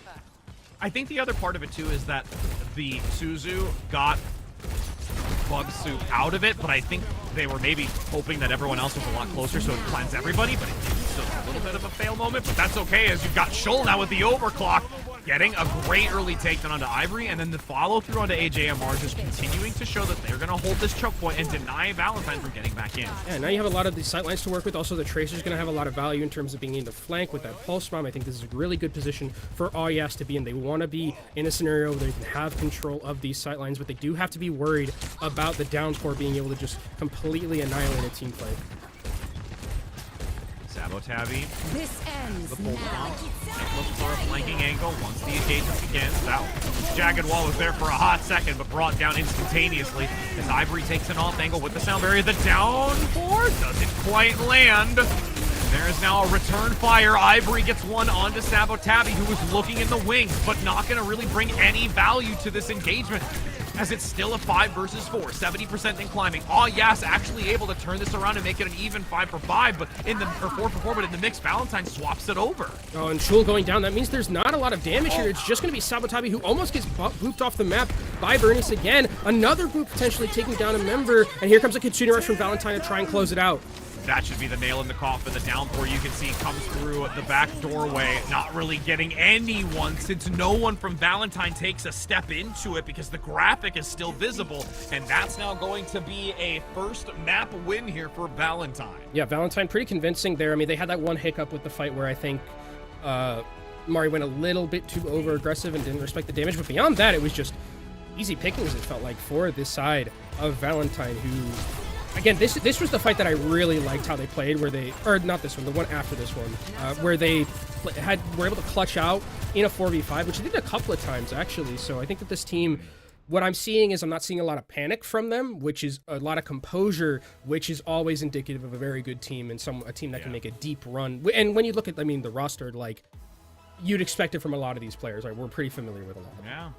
Well, and again, it kind of calls back to what we were, mentioning about Nightmare Eclipse earlier, where it's just this level-headedness, it's this very well-understood synergy, and you can definitely see that here coming out from Valentine as well, never really finding themselves in an uncomfortable position where they didn't know exactly how to react. And from this first and second round, the second one, I mean, again, when you get a pick like this so early and you start laying that foundation of this is what is going to continue to occur, it's really devastating. But I will say, at least yes, once they were able to finally get the advantage, that downpour really gave them a lot of benefit. They did come back with a decent force. It's just really understanding that ebb and flow and the timing of how they want to use their ultimate economy. Yeah, and I think the thing about when I look at Valentine in terms of their ultimate usage is that one team fight that we saw where it was kind of the sound barrier, Kitsune versus Kitsune. One of the things that I really liked that they did was they used their sound barrier early and then got one in response because they knew that they had their own downpour, and the downpour didn't get like a ton of value, unfortunately, but like the idea, the thought process was there, and it shows me that they are thinking about still the game on a macro level, as we are going to be going to Numbani, it looks like, is our next map. So this is interesting in the sense that this would be like where I'd be seeing maybe like a Pharah, but it feels like it'd also just be like standard. And this is maybe a map that if you're yes, you're thinking you probably like a little bit more if you are choosing this one, obviously. So I think that's probably where they're opting in for this one. Or they do have like a little bit of a wrinkle in terms of like maybe an Ana, maybe a Winston composition, something like that.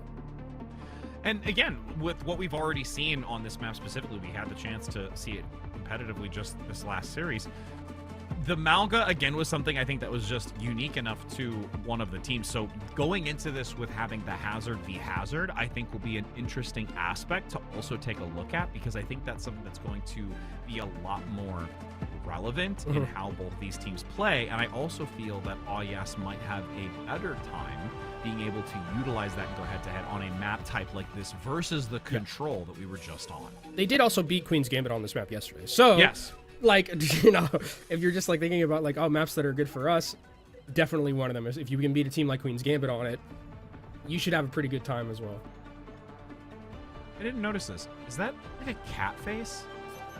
Like the green things are like eyes? Are you thinking? It of, it looks like either that or like a Mewtwo kind of head thing. Like, you know what I'm talking about? Those are definitely eyes for sure. Those are. That's eyes. what I'm saying. Like, so, ooh, is it like a Persian cat? I don't know. Oh. Like, you know what I'm talking about? Ooh, Yeah. Yeah, I think I'm right. They're definitely I'm gonna eyes. say They're yes. for sure eyes. They're definitely eyes. And then there's kind of like an itty bitty little nose. You see the little yellow thing right there? I think that might be a lighting. I don't know. It's okay. We're having a moment again about the, okay. it's the lighting. What? So this is no way. So this is. I mean, so I saw them put Wrecking Ball, all of them. We have like a here for roster graphic type thing. It was at Wrecking Ball everywhere. I'm understanding why now. This is why. This is a very, very interesting comp that we're seeing on the defense as well. Like on the offense, I would like be more expected of this, but on the defensive end, this is not what I was expecting. And this, what I see from this from Oasis is just disruption, just a complete amount of disruption. Overload the enemy team with the flankers, with everything here. But if Macy goes down that early, it's going to be a little bit difficult to pilot. Yeah, we'll see what happens now. I mean, again, this is just already spelling disaster. Not yet rotated down to the bottom. Well, now that the rest of that high ground has been completely removed from their positioning, we're going to have it go again. Yeah, and I mean, the thing about that composition from yes, it's like you want to play it a little bit more slowly. You want to be the one to dictate the engages. You don't really have a lot of feel for your team. And there, Valentine are just like, hey, we don't care that you're running out on this weird composition. We saw one person who's a little bit away from the rest of the team. Guess what? They're assassinated, and we win the team fight off the back. We'll see if there's some bearings to be grasped at this moment to recover from that very easy take. Some great tech though. Wrecking Ball trying to isolate and separate within that side. Pile Driver attempts to go for the stun, but a nice boot back. Force this Wrecking Ball away. Can't quite find nearly as much value. Doesn't get the elimination. So much harassment. Yeah, a lot of disruption as well, and it's putting really the healers into overtime trying to deal with all of it. Suzu committed, so that's a really good cooldown forced out by this Hammer play from Kanata. Gonna try and get another pile drive. Nice boop again to deny that close proximity. The bowling ball for days, but there's, even with this like type of play style, there's no really stopping the consistent momentum that Valentine has. You have to trade picks. It's like the only way that this comp is going to be able to survive is if you can get, yes, you can get value by like forcing out cooldowns, but it's always going to favor Valentine. If they're diving into the backline with the Genji, with the Hazard, the supports are going to have a hard time dealing with that. So it's on the rest of the team to try and get some sort of value. Now the Kitsune Rush comes in. Oh. Valentine getting the checkpoint. Unfortunately, Wrecking Ball play can't get there fast enough despite the heavy movement. And now, consistently with 6 minutes, this time bank is absurd. That's one of the fastest Numbanis I think I've seen. This is a crosshair of all time as well. Oh, goodness. It's, wait a second, is that a pyramid? It looks like there's three fading I thought blocks. there was a block. I thought it was one of those Lego pieces at the start, and then I saw like the little box. The little third one? The fade one? Yeah, the faded one? I know. Oh my. Well, box or no box, Ivory's making it work. I mean, it's working really well. Overclock getting a couple of kills here. Macy should not be long for this world in a little bit of time. Sound Barrier committed. Yes wants to try and buy back into this. Yep, you're going to see now there is the down 4 coming in from Valentine, attempting to lock down the remaining 3 from Sabatabi gets the pick up at least onto Bernice, so there's no more assisted mobility. That's going to be a swift step and a Suzu to get out of there, and Valentine, their plans have been falling. I mean, they're going to try and find some kills off the back end of this, but actually really good play from Mari there, Bugsuit, to keep the support alive, because if AJMR gets hit with that pilot driver, that's a dead Kiriko for sure, but really, really well played. And Valentine stopped their momentum a little bit, and now it's time for Oasis to see if they can find a full hit. Nice stun for the moment. Be careful, though, on exit. Kitsune Rush up top. Nice pile drive again to be that shield to mitigate the incoming damage and giving coverage for Macy. But with the Kitsune Rush now falling to the wayside, you can see that Valentine still has theirs for the moment, and Zoe is going to use great value of it This will again be Valentine with the blade, gonna come out, gets a sweep, resets the dash, and looks for more, chasing down this wrecking ball, unable to do much, has to use the defense to give that barrier, but at this point, these meters are gonna shrink right in front of them, and it's only just this constant bob and weave to get back onto the point. The health values aren't topped up. That's easy pickup here for Bug Soup. Wowzers. Yeah, that was convincing, I'd say the least.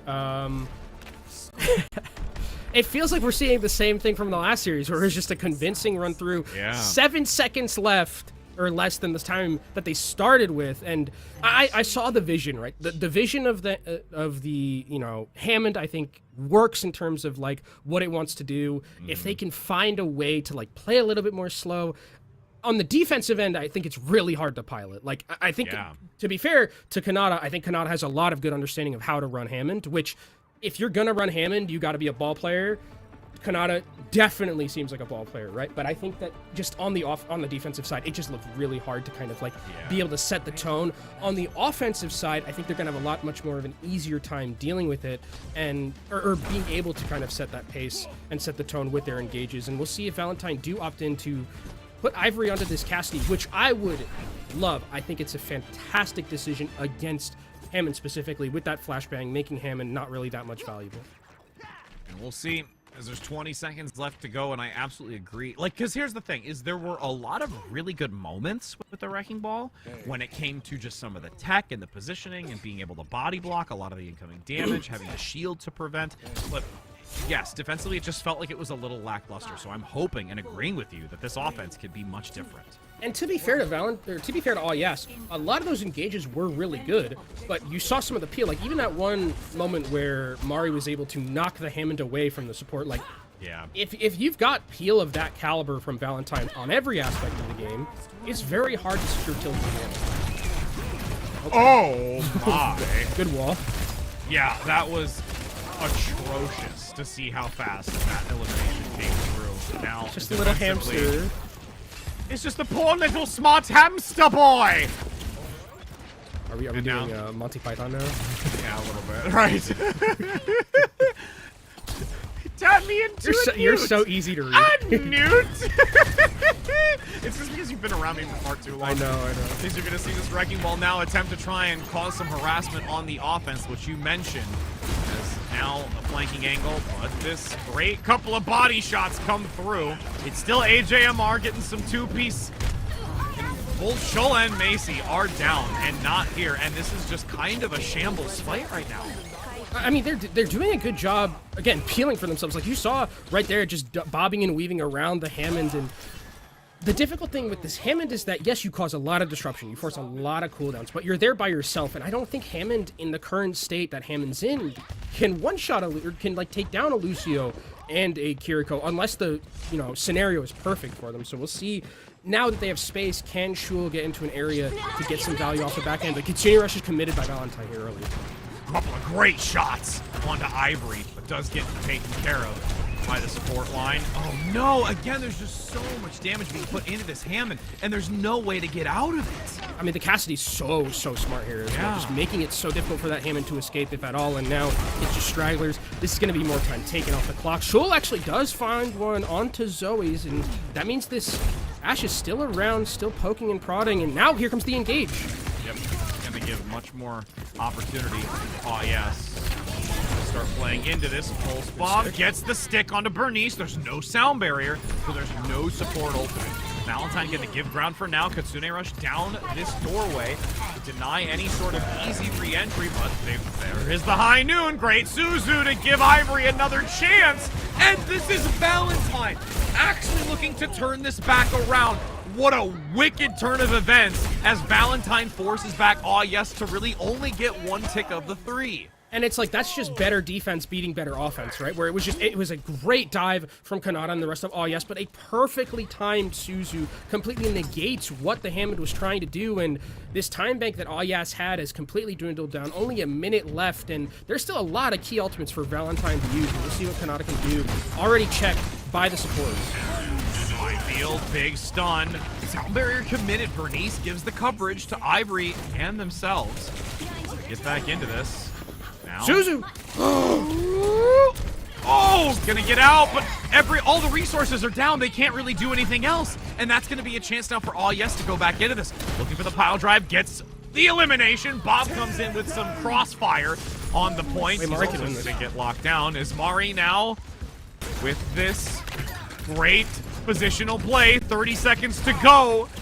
Is there a chance that this aggression and this attack is falling? Zoe and AJMR deny the attempt. There was so much thrown into this that Aw Yes is unfortunately going to break under the defensive pressure. What an unreal clutch from Valentine, and Aw Yes used everything to try and win that fight. Sabotabi can come back and maybe find a pulse bomb, but the health pack is stolen away. Recalls forced from both tracers.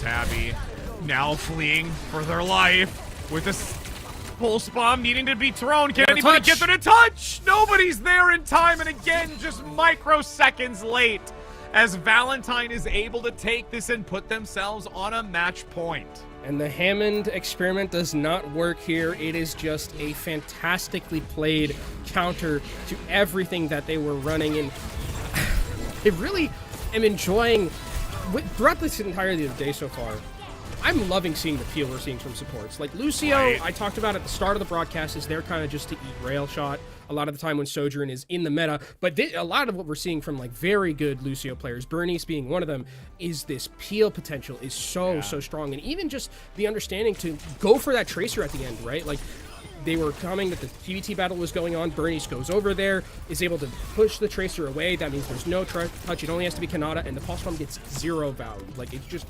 very smart play from a lot of these Lucios that we're seeing.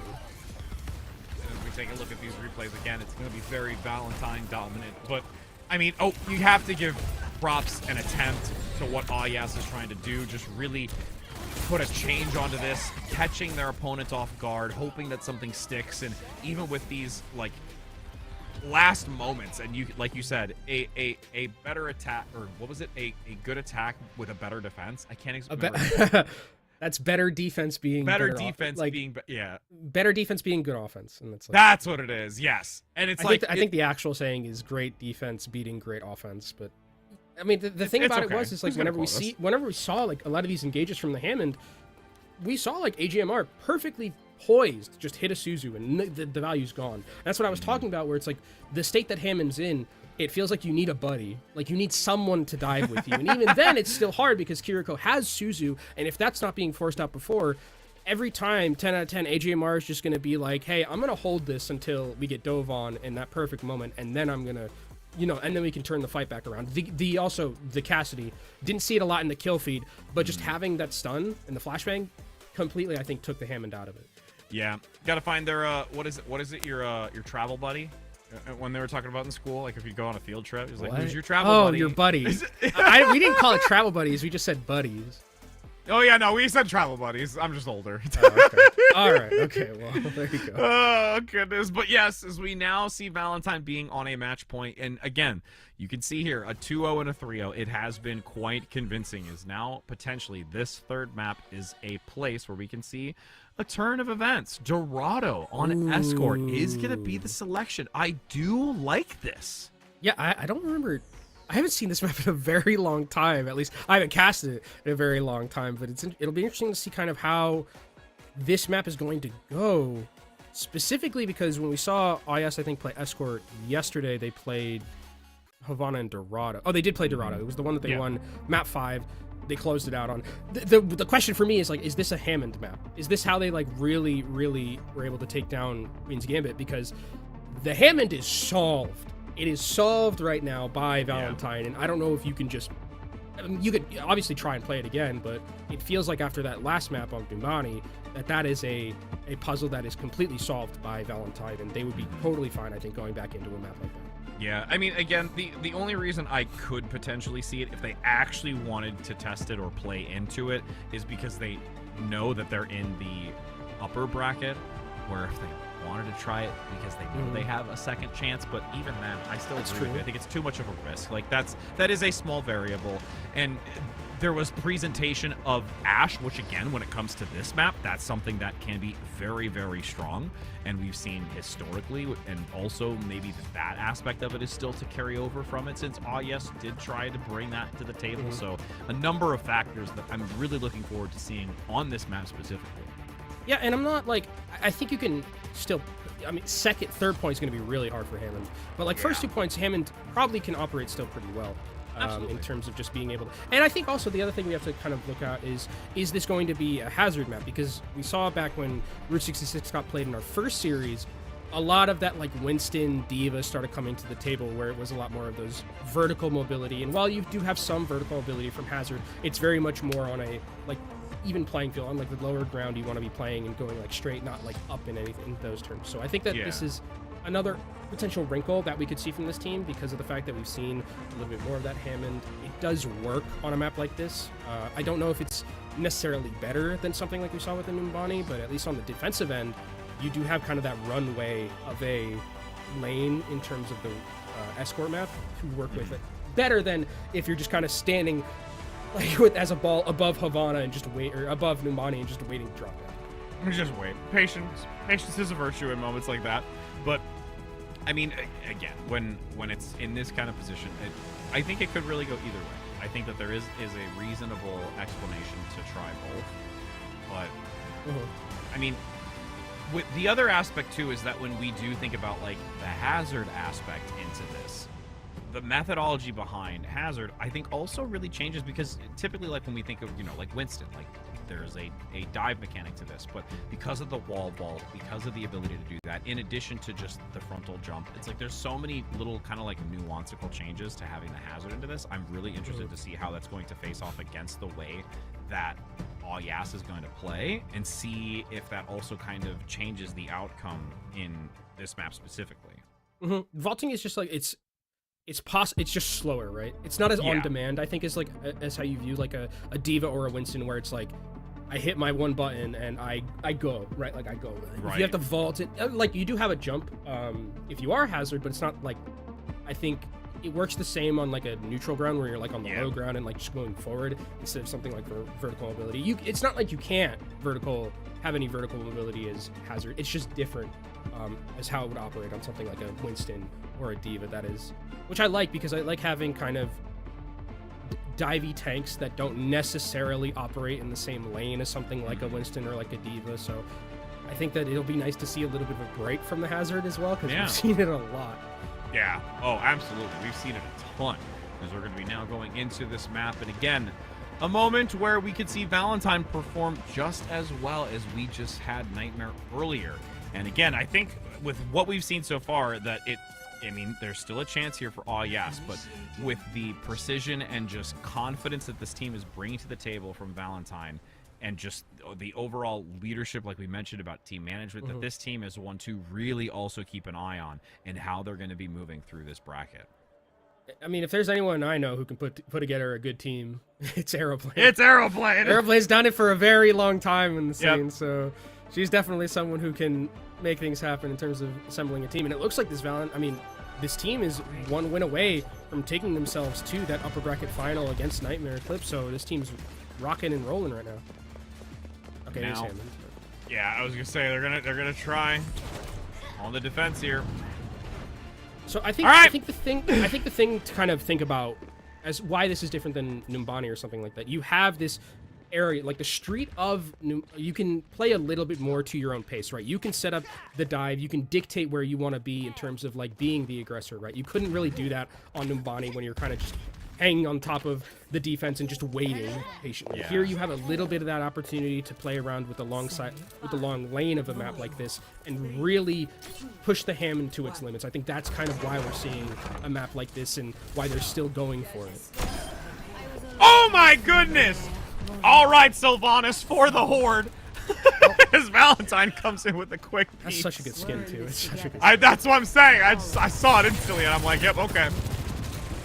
Because now, you can see with 3 minutes and 40 seconds, 20 seconds, gets that instant pickup onto the Lucio, has to come back into it. And now, Ivory going to see if there's anyone that's going to be out far enough. really not too much. Up top, the Wrecking Ball now going to try and transition across the rooftops. But not really any stun opportunity yet. Dynamite comes in, but I like the positioning right here of Mari on Bugsuit, just trying to make sure that the Ashe isn't able to follow up on these engages from the Hammond. That's really where you can kind of see this combo get a lot of value. And look at the health bars from Yes. They're just depleting right now because all of their cooldowns are being used, and they're just not finding the value, not to any fault of their own, but just to really well-played peel coming out from Valentine and just not letting the positioning of Yes really get a lot of value. Kanada's going to come back on, gets instantly taken down, and Yes are looking like it's a bit of a dire straits right now. Not to mention when you have the point of view of Bug Soup and you just see Zoe dashing between the front view of just up from this corner, up, cross from that corner, up, coming down from the top corner. Like, it's just I think I think this is a perfect indication of like why Hitscan feels a little bit weak. Is that like if you just get walked at by Genji and by Hazard and you don't get to play the game. And Shula's a very talented DPS, but just unfortunately not able to get the amount of value that they would like. Nice move to come in and separate the stun from the Wrecking Ball. Downpour gonna come in, doesn't quite land, so falling back to the point for the moment, really to stabilize until the group recovers, as Sabotabi has to get that health pack and look for potentially a sneaky pulse, but again, actually it's the stick. Okay, there we go. That was very good. Very well done. That's one way to punish the checking that Bernice has been so good at throughout all of this, but yes, because of the pace of this game, Kitsune Rush is available here for AJMR already. Well, and the thing is too, is Sabotabi's on the low ground and just kind of looking up. Like, can't really get there to assist until dropped down on, and Zoe's looking for the chase, getting the decent amount of shuriken damage until finally bringing that Tracer out of the mix. Sabotabi goes down underneath the Tracer isn't here, and the sound barrier comes out. They know that they have such an advantage right now. Noya not even close to theirs, and a desperate minefield thrown out by Kanada to try and stop the bleeding, but Valentine are on a complete rampage right now, and Rich, I don't know if anything's gonna stop him. I mean, this is the hardest part to also play Hammond in, so this makes it even harder. I mean, it makes me wonder if there's gonna be any sort of adjustment in the last moments, like after getting through this checkpoint. This hold here is important, and especially with Bob looking to also stick close enough to keep that payload to allow the Wrecking Ball to deviate away from the position. But the overclock now is active, looking for the couple of decent shots. AJMR being down is really significant, so it's Bernice the only one who can keep this team healthy, which is going to be a challenge as the area of effect has to be close in proximity to do so. Valentine, though, really unchecked with Ivory on the high ground, and Bug Soup just going to play on the mainland towards where that cart is, and it's unfortunately just going to be one shot after another, and it's a cleanup now, and this checkpoint has been reached. That's so clutch from Valentine. I mean, again, the composure is just so strong from them. They were losing that fight for it, felt like, for the majority of it, and then they just play patiently. They play around their advantages when they know they have CDs, and now the kill feed is lighting up orange, and they have all the positioning to work with. Ivory's going to have all of the sight lines. Shul, it's just not having a good time playing hit scan against this combination right now. Down on the wall now, gonna block some of the incoming trajectory. You can see the sound barrier is primed and ready to mitigate. Couple of decent shots, 8 HP. So dangerously low. And again, there's still just this consistent movement forward. There's no way that Yes has been able to crack the code. The pulse bomb goes in once again. This time, unfortunately, it does not stick. Zoe with the blade, looking for the back line. Attempts to counterplay Shoal, but that's at least a shutdown until a flanking Bug Soup comes in. And now things are looking a little dire as the staggers continue to come through. The payload is pushing forward. The sound barrier as a desperate play from Yes to hold on for dear life. 3 minutes on the time bank right now, and it is all Valentine all day as that is a pickup from the downpour. And this will be a round completion in, once again, an extremely stylish fashion. Very, very convincing here from this team of Valentine, and it feels like we're seeing kind of the same series that we saw previously, where we were talking about, before how much parity it felt like there was, with how the upset that we saw Yes make over Queen's Gambit. And in both of these upper semis, it's just been washes so far. It's very surprising to me how these two matches have turned out, and this looks like it's a very convincing 3-0 about to be for Valentine to take them to match up against Nightmare Eclipse. Now, it is the last opportunity here for yes. They have not only a completion to have to gain, but then go a second time with a time bank that's quite massive. I mean, I've not seen this map in some Dorado, time, yeah. But for Dorado to see 3 minutes, that's pretty wicked. Yeah, and I think the other thing about it is that, like, they do have that extra life, right? They do have that ability to go to that lower side and figure out a way to, you know, see if they can make something happen with this composition, or go back to like the standard hazard play. The Queen's Gambit's probably down there being like, "We want you, right? we want revenge so bad because you knocked us into that." You did not just hit me with the Soldier Boy reference in the year of our Lord 2025. See, you had to change it to 2025, so you already had to make some changes in that statement. I cannot believe you are making you references. Those are gone. No, we don't do that anymore. They're never gone if you allow them to live on. If you tell me to crank that, I will leave my chair. As we see 3 minutes and 30 seconds on the clock. Door opens. Shoal attempting to be on this Widowmaker, which really isn't unfortunately getting much value. The shots haven't landed, especially with the chip damage that comes in from the backside. Valentine playing very dominantly defensively, but Bugsoup needs to be careful, really utilizing this small little corridor to get themselves out of a sticky position as the shots are fired. Ivory, again, though, on this specific play has, like you mentioned, been so helpful. Yeah, I think the casting works. Oh, and actually he's able to take down Shrool on the Cassidy. 2 headshots, and the Widowmaker goes down. You can see just how well positioned. I love where they're playing in terms of like against the Hammond, because they're playing in these very enclosed areas on those high grounds, and that means the Hammonds can't get value, and they're also just juggling with Zoe on the point, so that way yes can't push it so aggressively as a very aggressive engage comes in from Bugsoup. Well, not only just denying the Wrecking Ball aspect of it, but the fact is that because you have the jagged wall, it also can just basically cut off any sort of follow-through engagement and just get out scot-free. I mean, you're seeing Shul just trying to find like a miracle pick somehow, some way on the Widowmaker to break this fight open, as Zoe's gonna win the Tracer 1v1 in the side lane. And oh, Rich, it's feeling a bit dire here for yes. I mean, Pulse Bomb's gonna be available soon for Sabotabi. That's really, I think, what they got to bank on, is finding one of those supports and really making it difficult. Or Shul getting a nice pick. That's a big opportunity, though. The chase is happening. You see Bugsoup chasing in the back, able to get Shoal, so that is not what you want to see. As this payload is still continuing to push. Okay, Sabotabi gets Bernice. That's nice. That's nice. It's what you need. High Noon, there's gets the pick. Beautiful recovery. The combination with AJMR being right there to get the assist on the layup is beautifully done with a minute 40. Yeah, great Suzu keeps the High Noon alive to make sure that they can secure the kill. Here comes a nice engage, though. You can already see in the backline, the support's getting taken down low, but Zoe looking for potential with this Pulse Bomb, and Shoal ends up going down to Bugsoup. That just feels like what it's like to play hit scan against Hazard right now. Hanada goes down 2, and a minute left for yes, and it looks like they are going to be heading to that lower bracket unless a miracle happens here. And the other aspect of it, too, is kind of like talking about the Sojourn from our interview, where you utilize the Sojourn and then you use the dash as a movement. But Shoal has been using the grapple to get into a position, and then at that point, once the Hazard dives in, there's no way to get out. Ooh. Big shot, though, onto Ivory. But here comes the follow-up. The grapple isn't ready. The chase begins.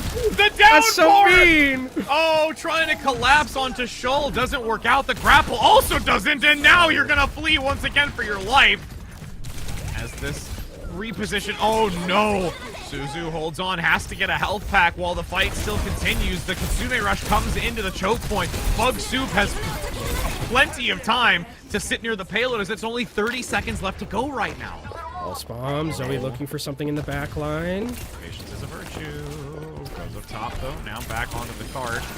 Decent chip damage with the great pickup onto Noya. Pulse Bomb stick. Oh! Doesn't have anything to survive through it. The Suzu, okay.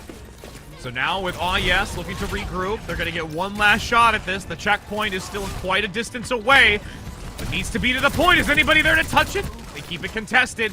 But Sabotabi is down. Bernice gets the elimination, so that's going to have to force this Wrecking Ball to rotate back into it. And they've been able to do so because Shoal gets one onto Bernice. I mean, it's possible. You can see Bucksup is just waiting in the wings right here, but found out, actually, and this might be the miracle that Yas was looking for.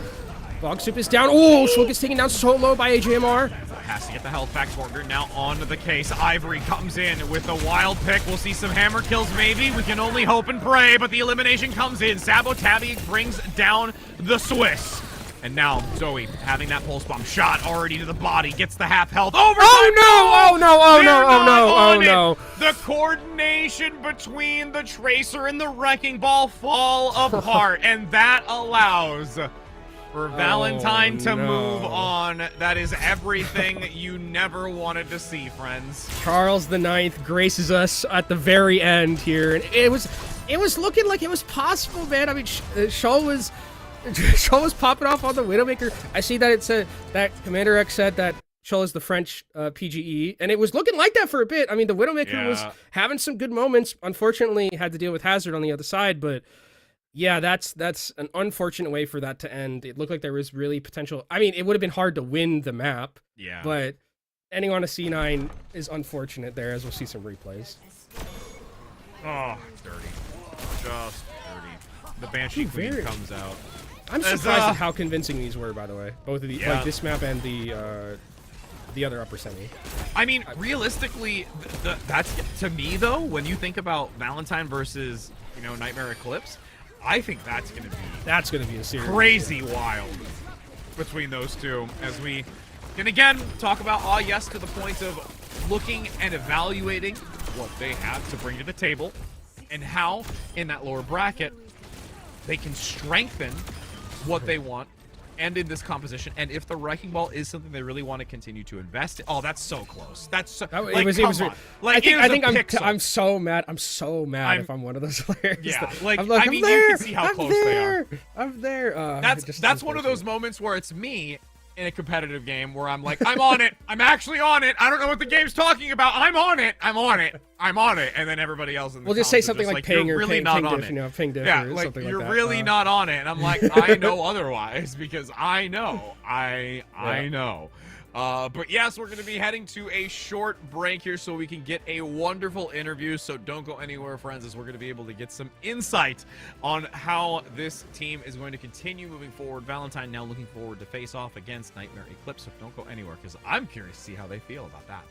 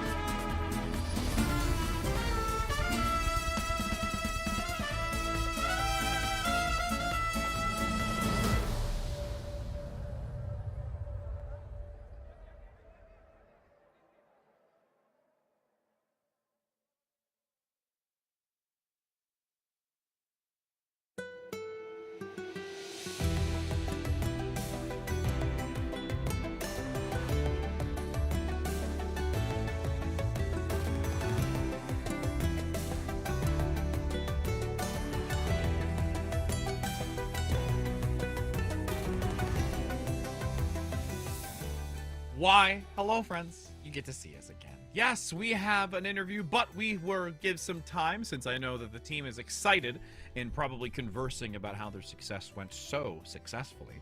But we get to look at some replays and talk a little bit more at length about the success that has just happened and what might actually happen, in the foreseeable future moving through this upper bracket. It also means more drops for chat, so I know we're happy. That too. Yeah. But I think this is the interesting thing to me about this matchup in particular was that it felt like we almost watched exactly the same map as like what we did with Nightmare. The compositions were a little bit different in terms of like this Hammond composition that we were seeing, but I think that when you look at the meta composition, like the Hazard and things like that, when you look at those compositions, it felt like there was no one who really like missed a step. Like I think the supports were fantastic.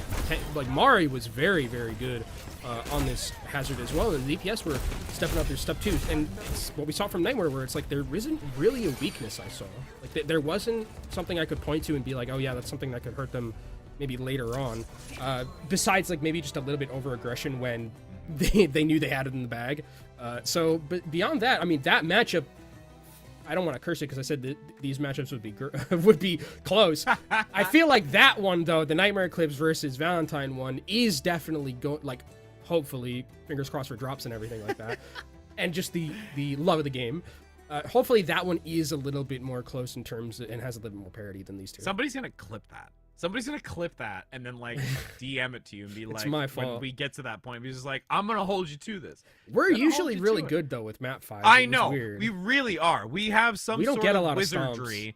If anything, it's because most of the time we've like compiled it into, I think, a massive like amalgamation of just keeping to map 5s, and then at the beginning of the year we're like, oh well, you got to refill the tank. For right now we're just we're accumulating, refilling our 2025 tank. So it pays dividends later on in other competitions of 2025. Like that's what's happening right now. We're empty. We have to collectively gather enough sorrowful, maybe fast Rios, and that's, I don't know if that's how we want to look at it, but we do our best, friends, as we do our best. But yes, we are ready and do have the interview, as we're going to be speaking to Valentine, a player from Valentine, and we'll be seeing who do we have. It's gonna be okay, awesome. Ivory, how are you doing, my friend? Welcome, as we are gonna get to chit chat with you a little bit. So how you feeling after that one? Quite a dominant performance. You have to be feeling great.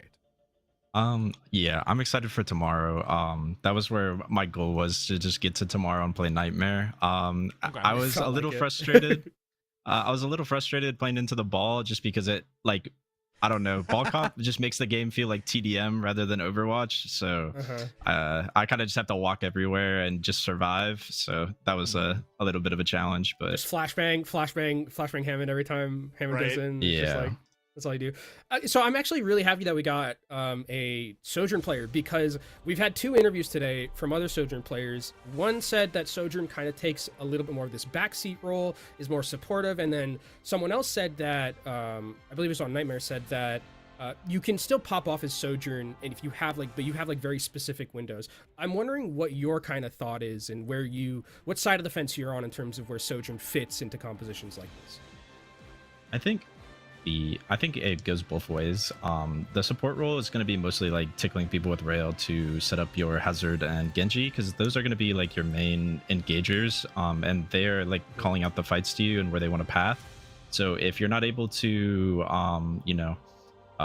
listen to those comms and set up a rail for like a kill on a squishy, then you're not going to be able to do anything on Sojourn. And then as well as like that like carry aspect, like OC turning a fight, or just kind of getting picks in the early fight if squishies are out of position, because a lot of this comp is based on like where you're stepping, and if you overstep, then you're just going to blow up. So okay, so at this point we know right now that it's still a 50-50. So we've heard from one side, then the other side, and you're like, and then we heard both. So yeah, it's I don't think it's like previous Soj metas where you just like put all your resources into your Soj and let her kill things. We're never going to probably see that again, but she has her pop-off moments, but it's nothing like old Sojourn.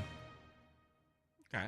So, moving forward, and like you had mentioned, getting through today and looking forward to just competing tomorrow and facing off against Nightmare Eclipse.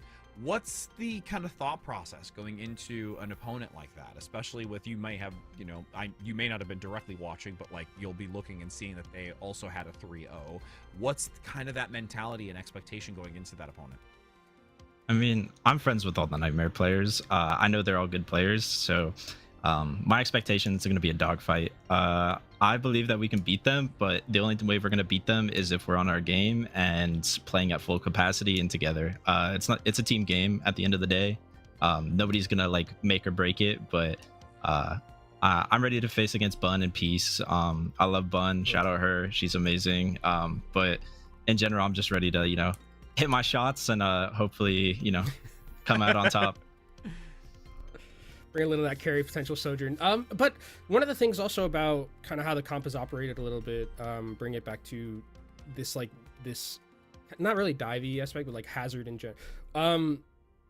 Do you think that like hit scan is just like so insanely hard to play against Hazard? Like it feels like there's almost no way to like opt into anything else. It has to be something that has like some mobility, like a Sojourn. Like, is there any avenue for anything else, or is it just like I'm stuck in Sojourn jail for a little bit?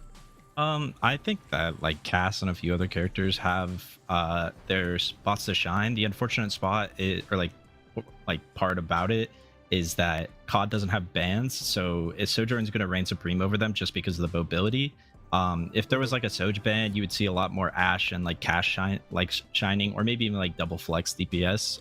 But as of right now, yeah, you're kind of in that Soj jail, okay. just because of like the amount of slide basically. Okay. Well, I mean, realistically, we're excited to see the way that you've performed and looking to have that competition between Nightmare Eclipse, who you are looking forward to. Again, being friends with all of them, there is some definite like camaraderie aspect, but knowing that at the end of the day, it is a competition and being able to do the best that you can to perform against it to move into, you know, that victory #1 spot to get not only the money, but those trophies and the chairs as well. So thank you so very much tremendously for your time and giving us that insight and kind of also giving another perspective on your thoughts and revolving around the methodology behind a lot of the composition. So we hope you have a wonderful night and are really looking forward to seeing the performances tomorrow. I appreciate it. You as well. Yeah. Thank you, Ivory. Oh, goodness. Alrighty. We're towards the end of it. We had the first match, which was a 3-1, and it was going a little bit further. And then you and I, unfortunately, we kind of were like, unfortunately, white towel. Just white towel. Just throw in the white towel, and that's it. And yeah, it's great. I think Ivory is right, though. This should be a dogfight based on what we saw between both those teams. But before we look at the upper bracket, we'll look at the lower bracket. Queen's Gambit. It's not on the same side as Yes, but they're definitely not like, yet. They're looking at that lower bracket 23, and they're like, oh, that's where we want to be. Right. That's where we want to be, right there, facing off against Yes. But that Queen's Gambit team, I'm telling you, is one to look out for as they try and make their way through that lower bracket side. And now we can take a look at the upper bracket as well and see where we are at and how, unfortunately, Rich and I cursed the upper semifinals here with the 3-0 and with the 3-0, but Valentine moving on 3-0 to face Nightmare Eclipse there in that winners finals, and that should be, like I think Ivory just said, an absolute dogfight. Wouldn't be shocked if that went all 5. Yeah, I'm gonna take your words a little bit and be just like, that's gonna be a barn burner. It's gonna be a good one. A slobber knocker's another one. Yeah, I was like, ooh, start of the year, we gotta start using your terms. As we're going to now take a look at what we still have for this weekend. Again, this is day 2. So far we've had 6 series of Overwatch so far, and now we've got plenty more still to go. 4 tomorrow, and then 3 on day 4, January 12th, where we do have that first round beginning. Again, same time, both for day 3 and for day 4, where it's going to be that 11 a.m. PT time. So make sure that you are tuning in at that time, specifically and respectively to your respective time zone, so that you are not going to miss the action, and of course, your drops. But from us, you know, honestly, I mean, it's been fantastic. We are super and eternally grateful for having such great sponsors. Again, Blacklight, we had mentioned it throughout the broadcast. We always have to continue mentioning how significant it is to have the contribution and just allowing it to bring something like this to life. And just the partnership along with Radiant, everything about it.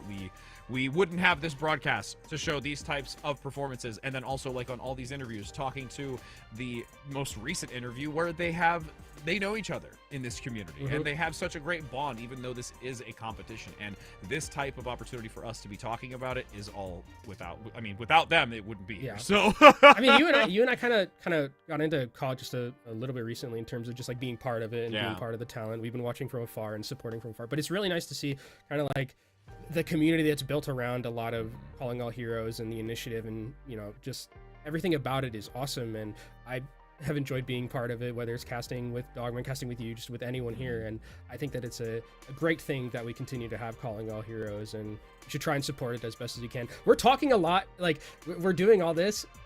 You are getting dropped. Someone out there is going to get dropped. We're making by up like for the a 3-0s. minute. Yeah, someone's going to get dropped by like a minute, but we are wholeheartedly very honored to be here, I think, Rich and I. Yep, absolutely. Beautiful community. And we're done for today. So we hope you have a wonderful rest of your night. Take care, happy gaming, and we'll see you tomorrow, friends.